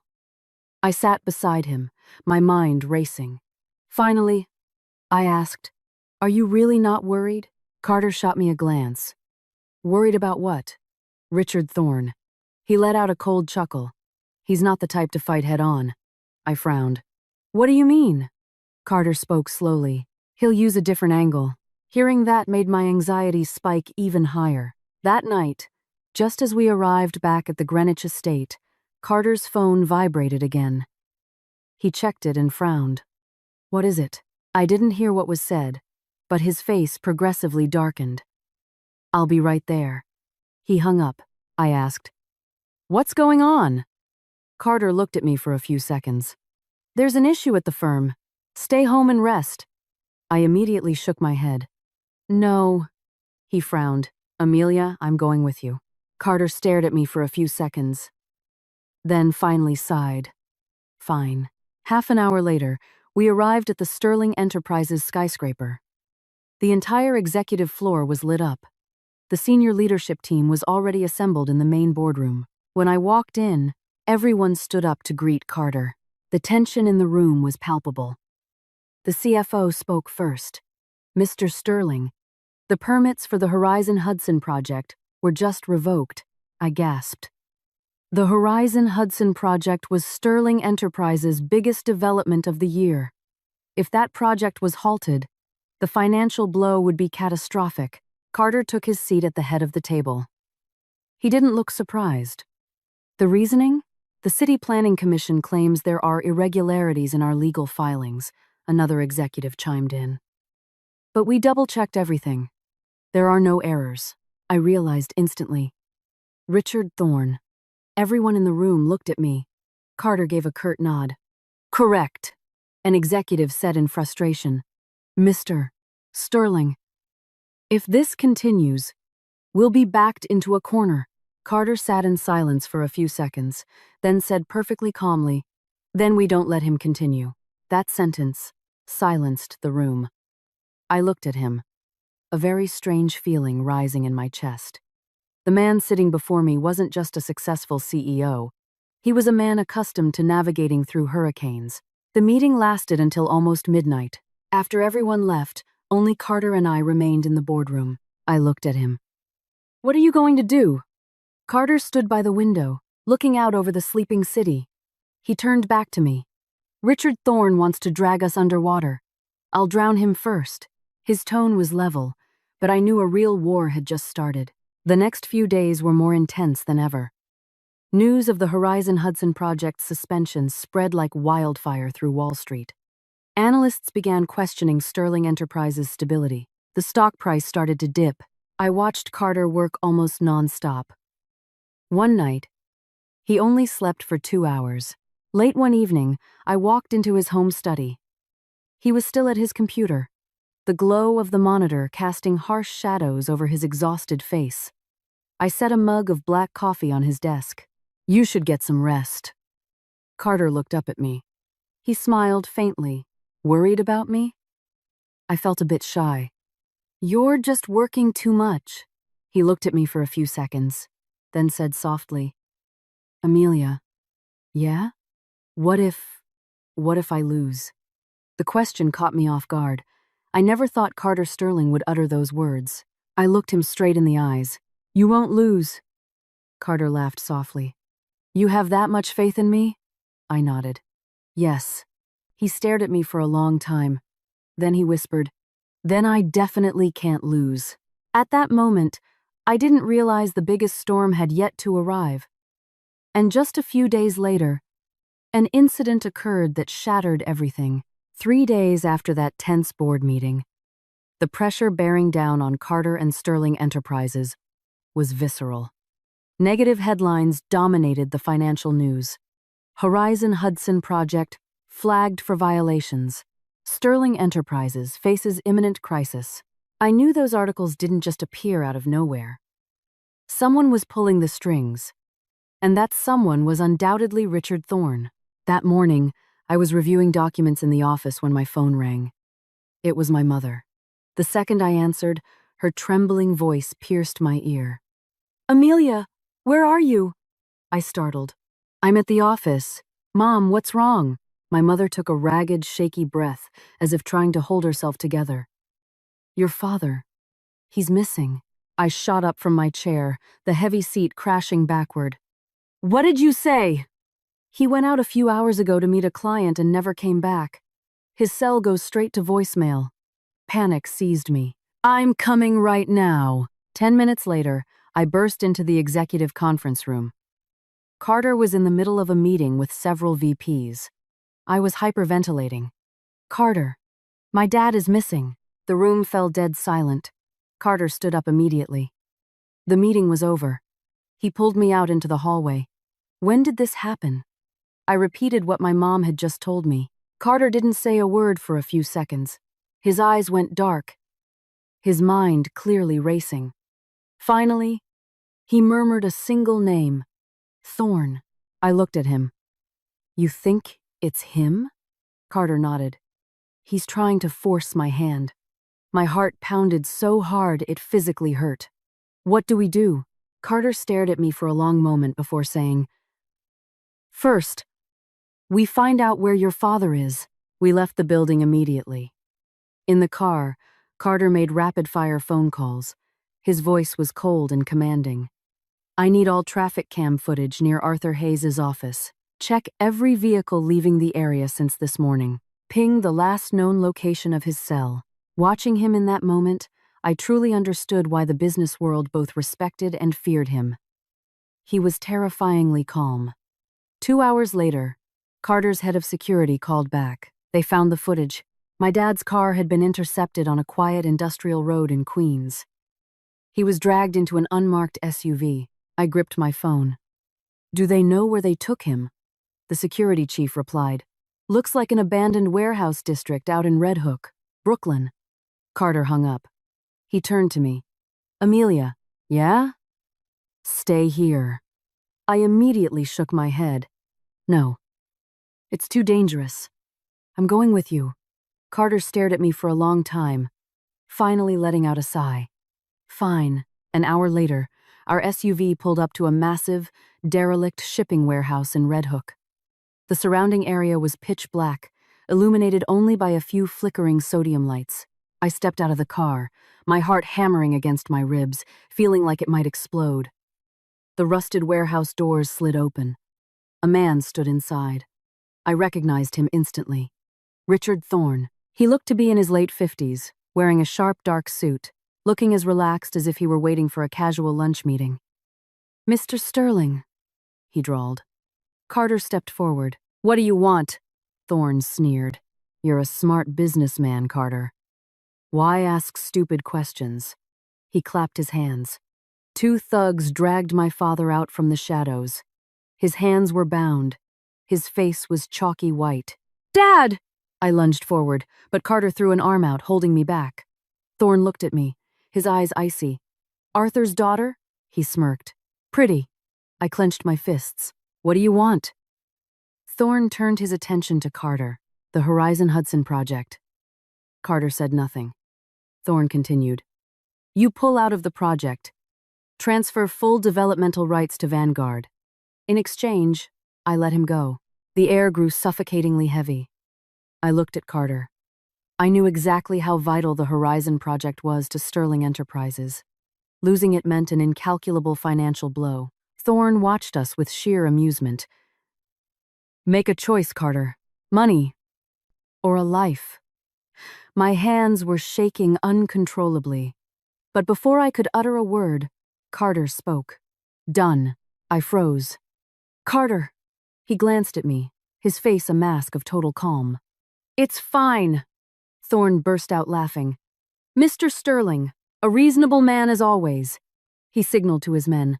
They immediately cut my dad's bindings. But just as my dad took a few steps forward, Thorne dropped a line that froze us all in place. Oh, right, forgot to mention. I'm taking the Horizon project. He shifted his gaze to me. But I want her, too. In that exact fraction of a second, Carter's eyes turned lethal. I had never seen him look like that, like a savage beast whose most vulnerable spot had just been struck. And I knew, right then, that everything was about to spiral entirely out of control. The moment Thorne uttered those words, the air in the warehouse practically flash froze. But I want her, too. He looked at me with cold, calculating eyes, assessing me like a high-value asset. A shiver ran violently down my spine. But what scared me more was Carter's expression. I had never seen him like this. The light vanished from his eyes, plunging into an absolute freezing darkness that seemed to drop the ambient temperature by 10 degrees. He took a slow step forward. What did you just say? His voice was a low growl, every syllable dropping like a lead weight. Thorne let out a dry laugh. Did I stutter? He began to casually pace around us, like a victor savoring his spoils. I'm taking the Horizon project. But Arthur's daughter. He looked me up and down. She looks like an entertaining bonus. My dad, having just been untied, screamed, You son of a bitch! You've gone too far! But the two thugs immediately slammed him back into a pillar. I looked at Carter. His hands were clenched so tight his knuckles were bone white. He closed the distance between him and Thorne until they were mere feet apart. You're crossing a line, Thorne smirked. A line? He shrugged. In our world, Carter, there are no lines. I could feel the tension ratcheting up to a breaking point. One spark and the whole place would blow. And right on cue, the wail of police sirens pierced the night air from the distance. Thorne flinched. Carter gave a dark, chilling smile. Did you really think I came to Brooklyn alone? Thorne stared at him for a few hard seconds before bursting into laughter. Well played, he signaled to his crew. Let them go. The thugs released my father. Carter pulled me firmly behind his back. Minutes later, half a dozen NYPD cruisers skidded to a halt outside the warehouse. Armed officers swarmed in. Thorne stood there, looking completely unfazed. He looked at Carter. This game is far from over. He turned and walked away. His lawyers already dialing numbers as his crew dispersed. The police could only secure the scene and take preliminary statements. But I knew perfectly well that a man with Thorne's resources wasn't going down for a simple standoff without hard evidence. When the chaos settled, the adrenaline crashed, and I realized my entire body was shaking. Carter turned to me. "Are you okay?" I nodded, but tears began streaming down my face involuntarily. Maybe it was the sheer terror, or the crushing stress finally breaking me. He looked at me for a few seconds before suddenly pulling me into his chest. His embrace was crushing. I could hear his heart hammering against his ribs. "It's over. You're safe," he whispered, so softly only I could hear. In that fleeting moment, a realization hit me like a freight train. This man was truly, completely protecting me. After getting my dad home safely to Queens, we drove back to the Greenwich estate. It was past 2 a.m. I walked into the living room feeling as though every ounce of energy had been drained from my bones. Carter followed behind me. "I'll get you some water. Drink." I took the glass, my hands still trembling slightly. "Thank you." Carter looked at me for a long time before saying something that stunned me. "I'm sorry." I looked up. "For what?" He was quiet for a moment. "For dragging you into this." I shook my head. "It's not your fault." A long silence stretched between us. Finally, I asked, "The Horizon Hudson project. Are you really letting him take it?" Carter gave a faint smile. "Do you think I'd give it up that easily?" I was confused. "But back there, you." He cut me off. I was stalling. He stepped closer to me, the harshness leaving his eyes. "Amelia." "Yeah? I told you I will end this game." I looked at him, and a very strange, profound feeling welled up inside me. Gone was the suspicion. Gone was the transactional nature of our marriage. What remained was a genuine, undeniable connection between two people. At that moment, I didn't realize that we were only one step away from all the secrets of this story coming to light, and I was finally about to get the answer to the question that had haunted me from the very beginning. Did Carter Sterling really know me before all of this? After that night in the warehouse, everything seemed to irrevocably change, not just in the corporate war between Carter and Thorne, but in the very fabric of my relationship with Carter. The next morning, I woke up just before 8 a.m. The Connecticut sun streamed through the massive windows, casting warm, golden pools of light across the bedroom floor. I went downstairs to the dining room. Carter was already sitting at the table. In front of him was a black espresso, and a full breakfast had been set out for me. Seeing me, he looked up. "You're awake." I nodded. "Yeah." The air between us was quiet, but entirely stripped of the awkwardness that used to define it. I sat down across from him. After a moment, I asked, "How is my dad?"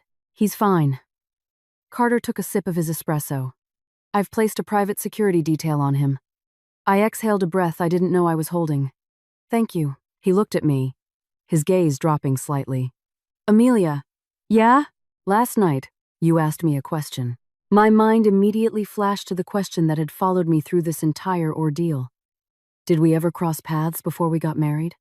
I looked at him. "Yeah." Carter was silent for a few seconds. He set his espresso cup down. "Yes." I froze. "Really?" He nodded. 3 years ago, my heart started beating faster. He continued.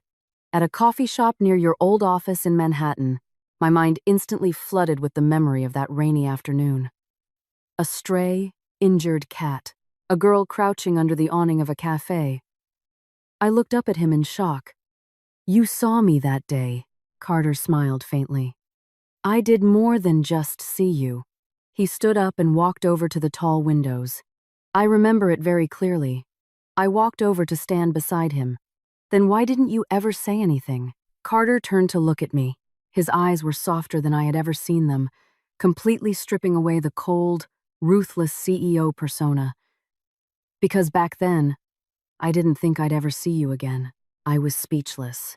He continued, until your father came to my office, begging for an investment. My eyes widened. So you knew who I was before you agreed to the marriage. Carter nodded. Yes. I stood there, stunned. So this marriage, he cut me off, was never just a transaction. I looked at him. In his eyes, there was a depth of emotion I had never witnessed before. He spoke slowly, deliberately. I wanted to see if we could truly become husband and wife. My heart hammered in my chest. All the doubts, all the insecurities I had harbored over the past months suddenly had an answer. I whispered, "What about Chloe?" Carter sighed. "She saved my life once. Yes, but that's all it was." He looked directly into my soul. "The person I actually want to keep by my side is you." Before I could even process the weight of his words, his phone buzzed. Carter glanced at the screen and frowned. He answered it. After a few brief, clipped responses, he hung up. I asked, "What happened?" Carter smiled a real, genuine smile. "Good news! Richard Thorne has been arrested." I gasped. "How? Did the NYPD find evidence of the kidnapping?" He shrugged casually. "The feds found his offshore accounts and wire fraud evidence. I just pointed them in the right direction." I burst out laughing. For the first time in what felt like an eternity, a profound sense of relief washed over me. The war was finally over. In the days that followed, our lives settled into a genuine, peaceful rhythm. The Horizon Hudson project resumed operations flawlessly. My family's company stabilized and began to thrive again. One afternoon, I stood on the balcony of the Greenwich estate, looking out over the manicured gardens. Carter stepped out behind me. He placed his hands gently on my shoulders. "What are you thinking about?" I smiled softly.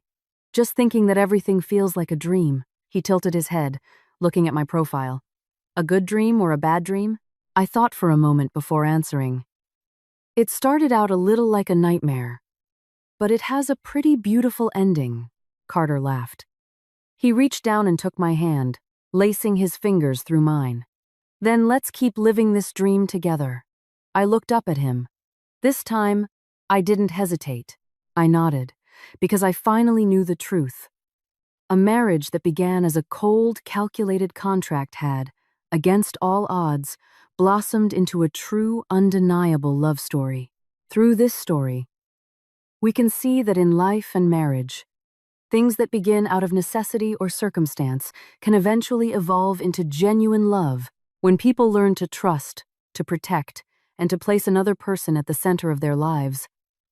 Any storm can be weathered. This story also reminds us that sincerity, courage, and true love possess the power to alter destiny and bring lasting happiness. We hope that after listening to this story, you walk away with positive values to make your life more joyful, peaceful, and happy every single day.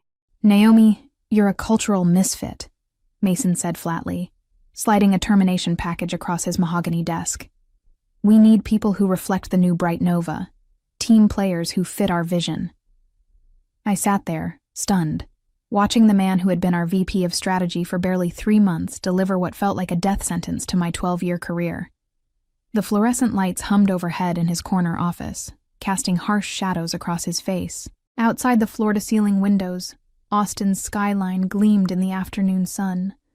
But inside this room, everything felt cold and calculated. "I'm sorry. What?"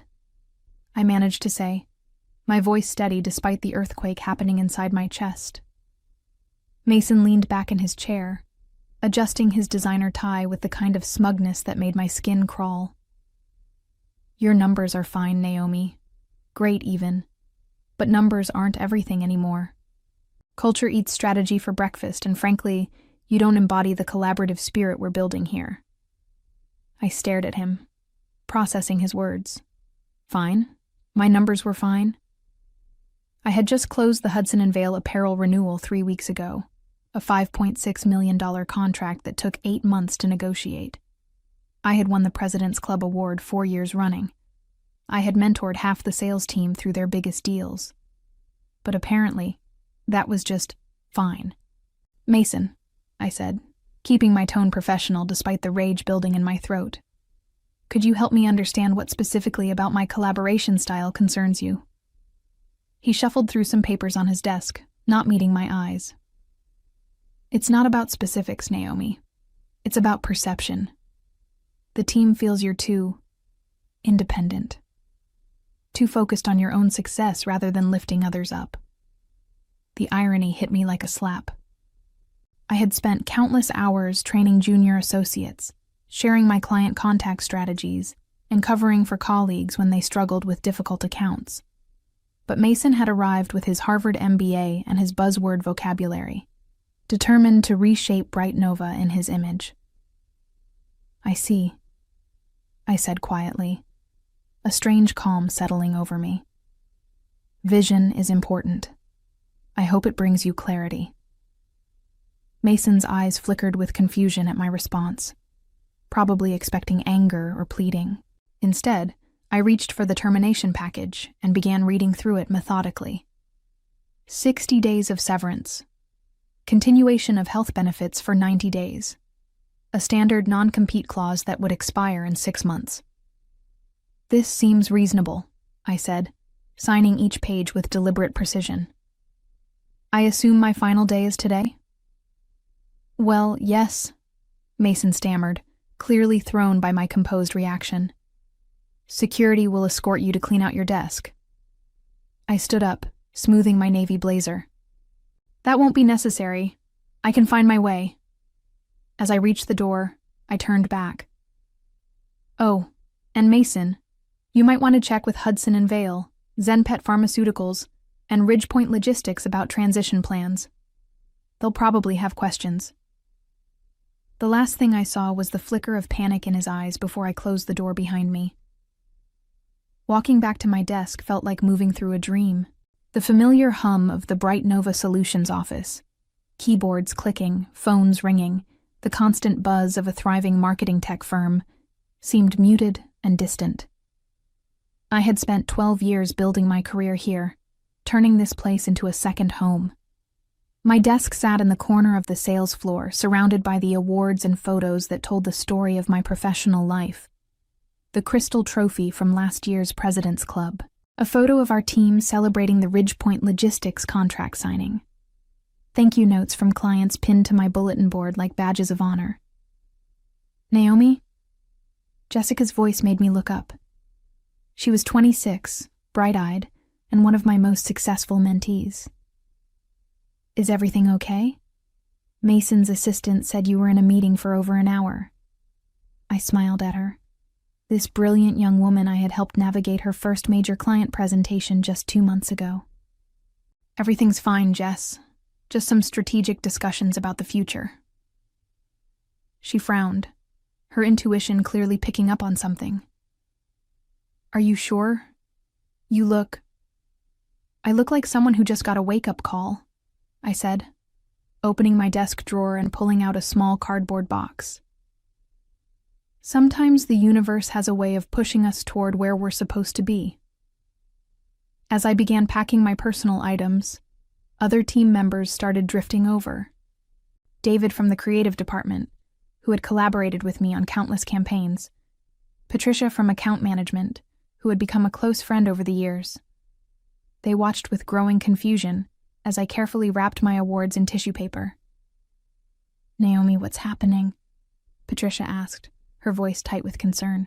"Mason has decided I'm not the right cultural fit for the new Bright Nova," I explained calmly, placing a framed photo of my graduation from the University of Texas into the box. "He's probably right. I've never been great at playing politics." The silence that followed was deafening. David's face flushed with anger. "That's insane. You're the best account director we have. Your clients worship you." "Which is exactly why this will all work out fine," I said, sealing the box with tape. "Trust is a powerful thing. It doesn't disappear just because someone changes their business card." Jessica's eyes filled with tears. This isn't fair.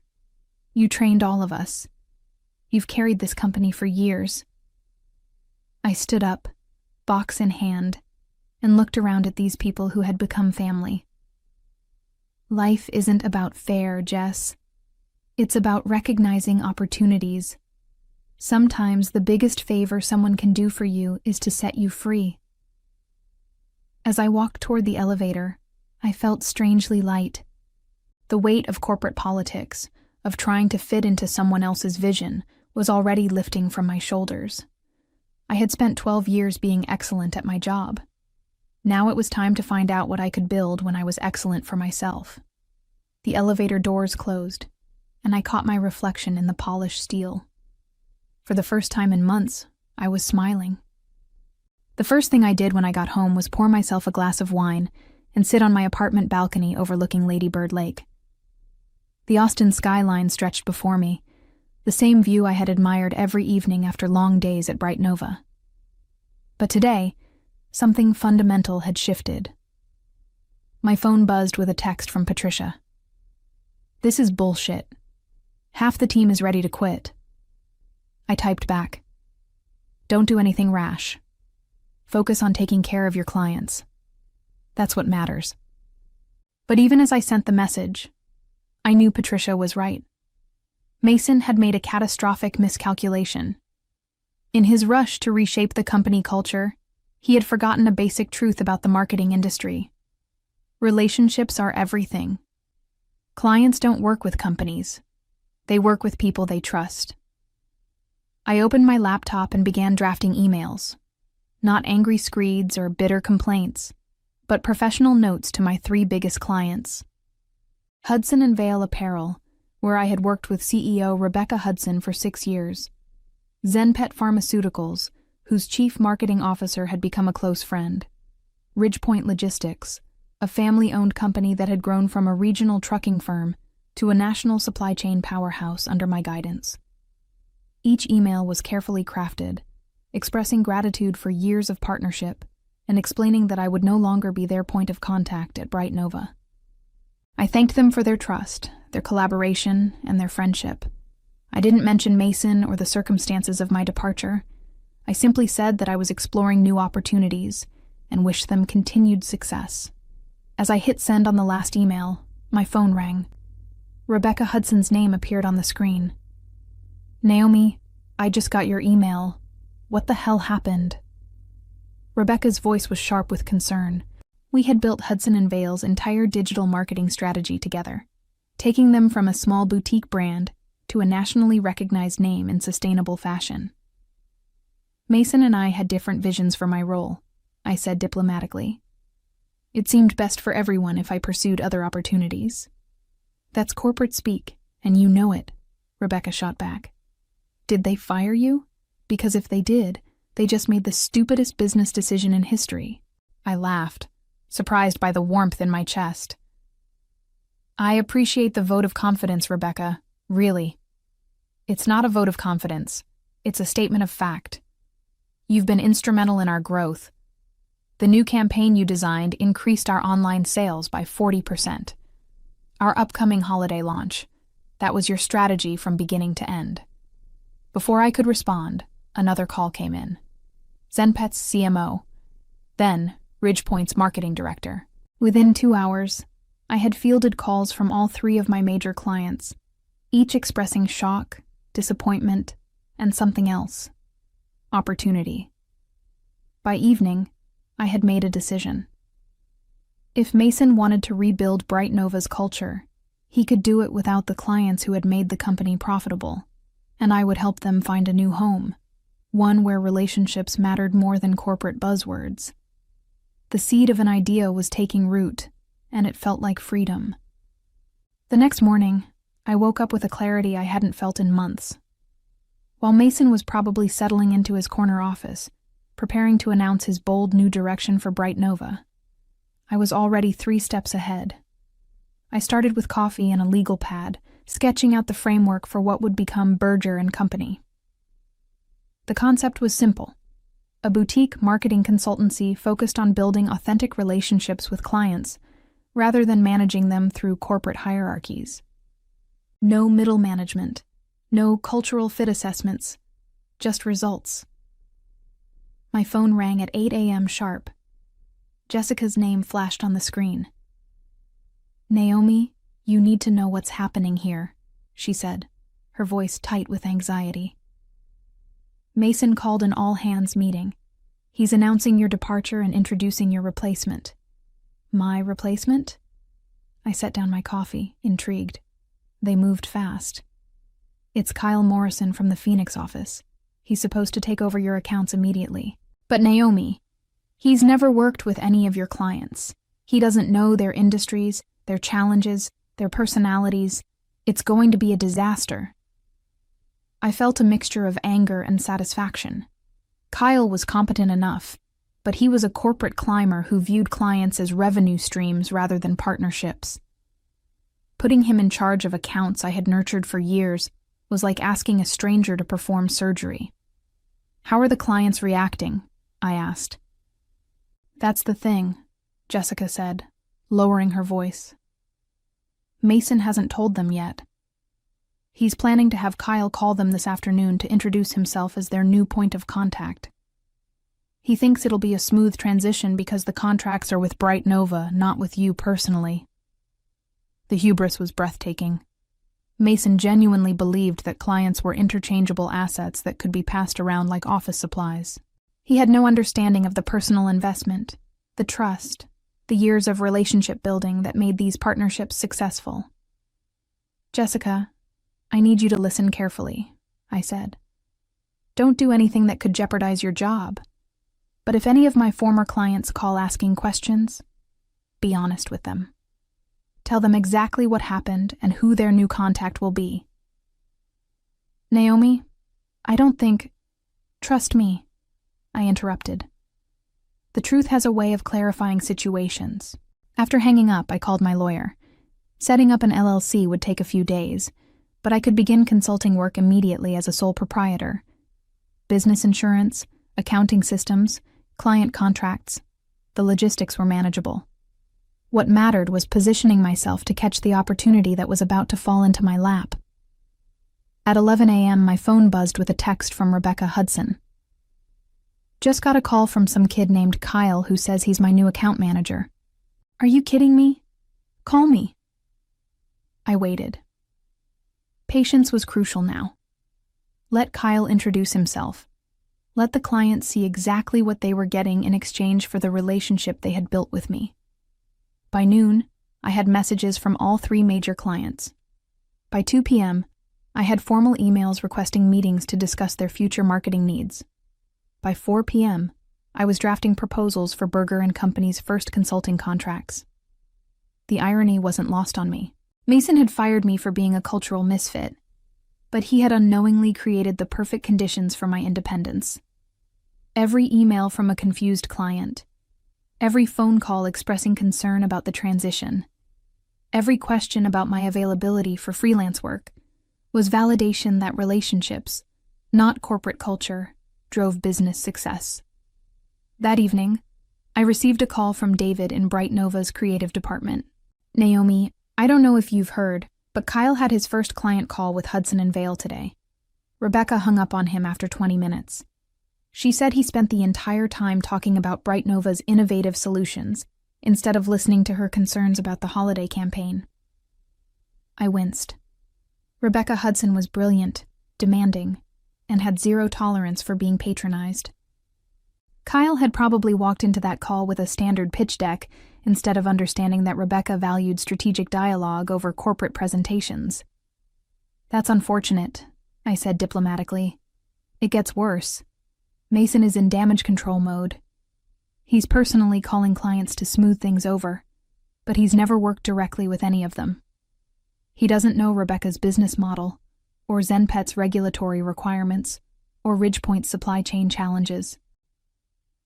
The house of cards was already wobbling. I almost felt sorry for Kyle. He was a decent account manager who had been set up to fail. But business was business, and Mason had created this mess with his arrogance and poor judgment.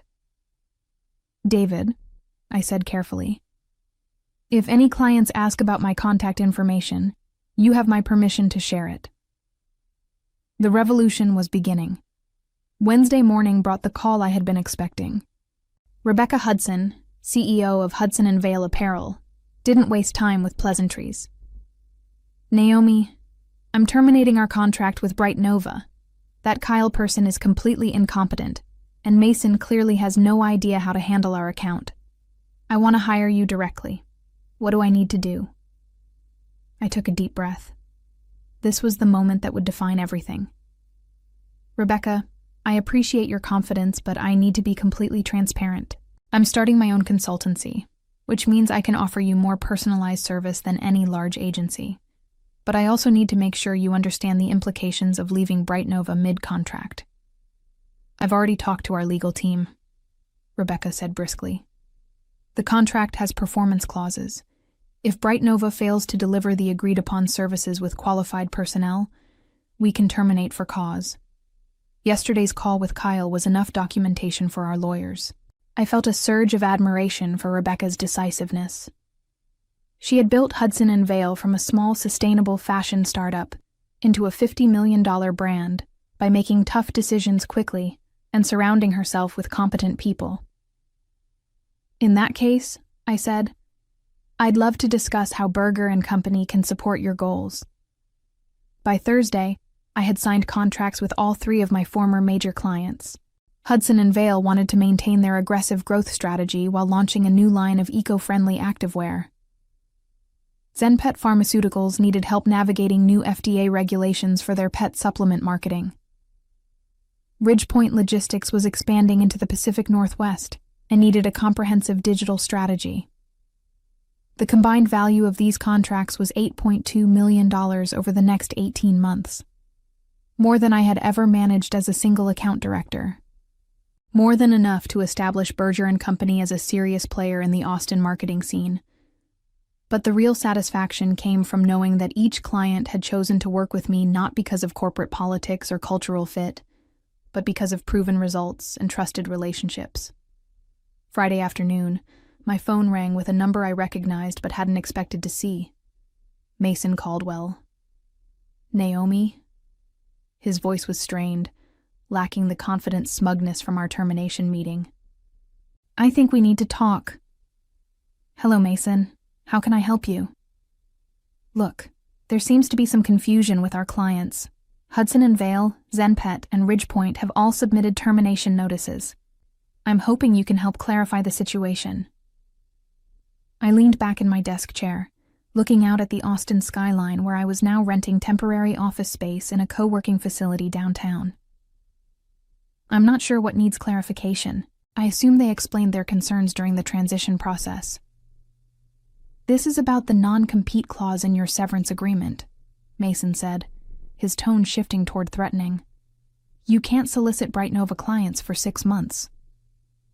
Mason, I haven't solicited anyone. These clients reached out to me after experiencing the new service level at Bright Nova. They made their own business decisions based on their own needs. The silence stretched long enough that I wondered if the call had dropped. Naomi, Mason finally said, what would it take to bring you back?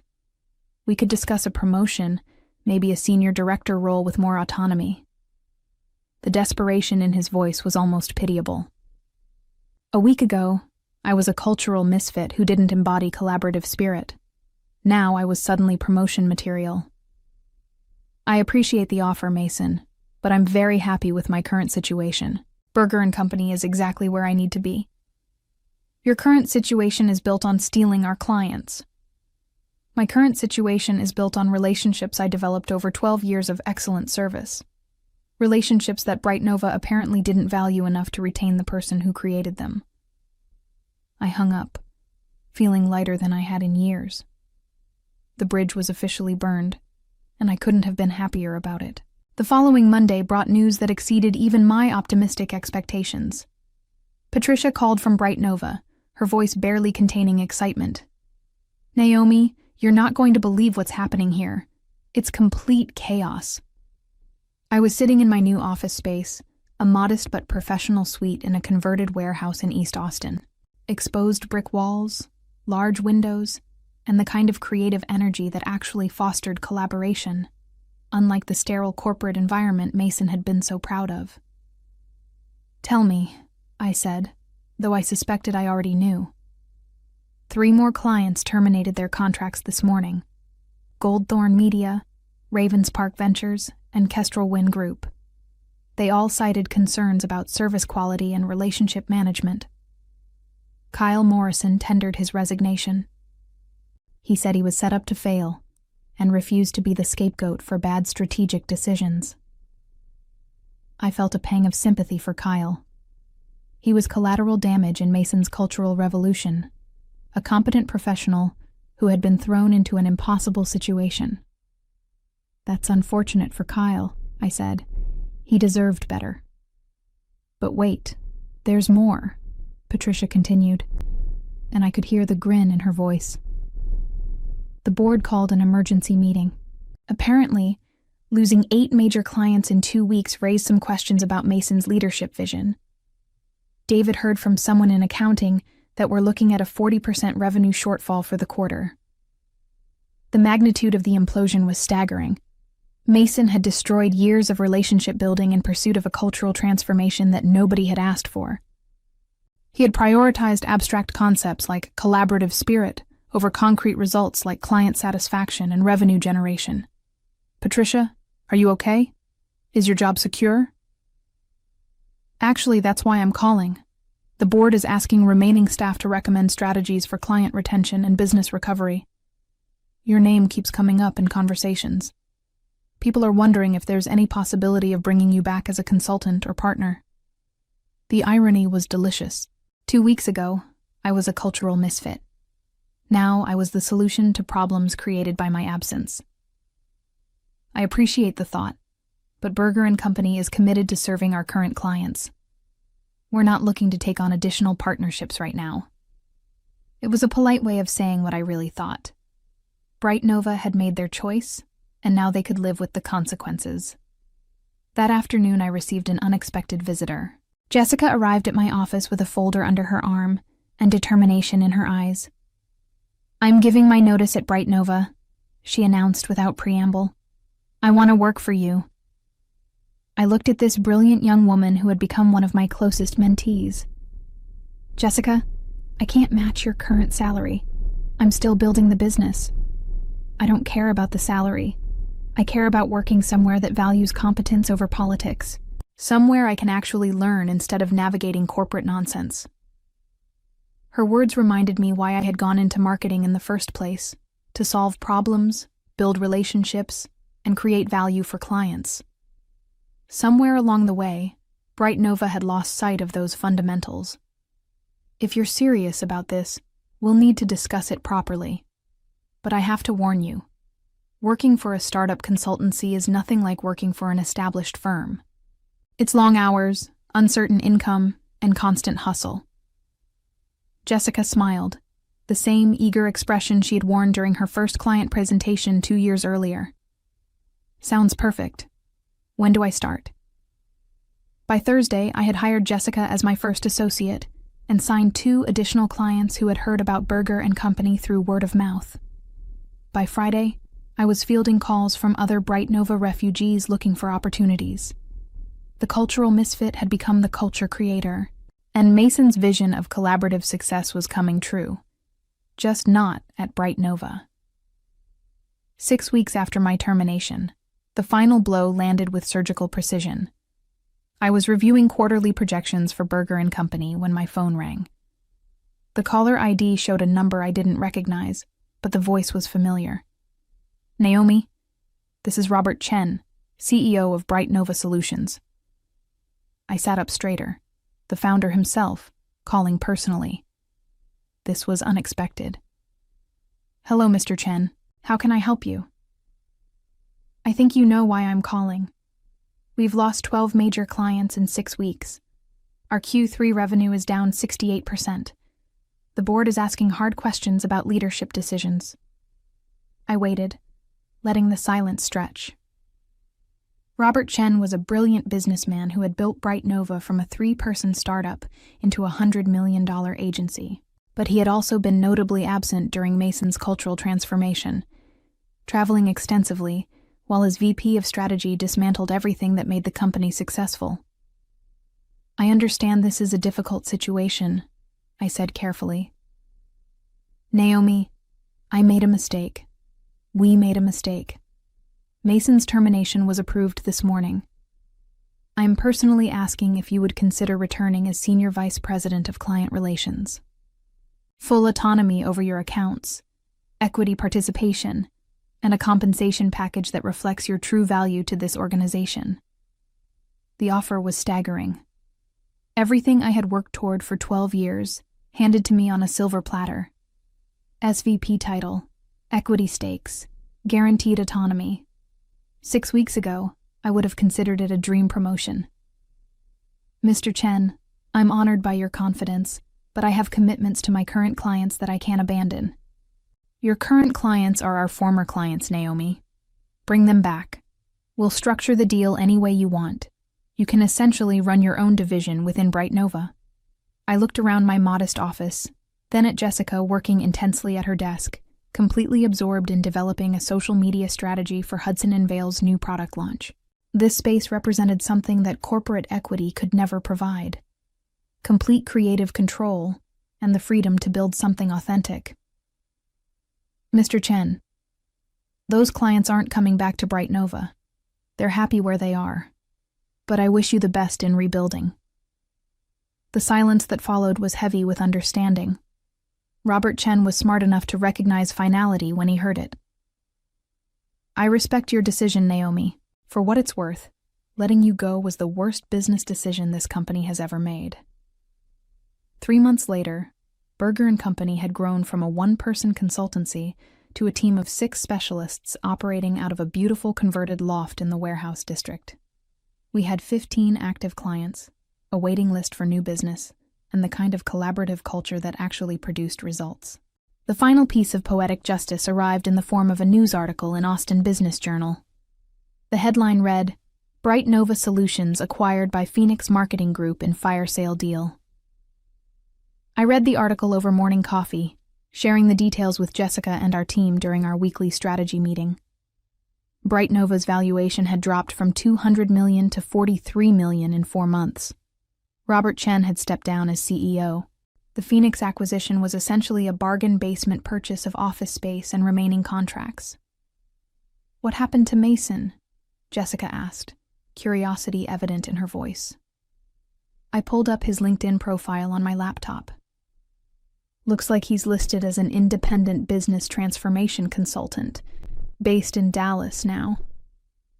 The team exchanged glances, processing the magnitude of one man's impact on an entire organization.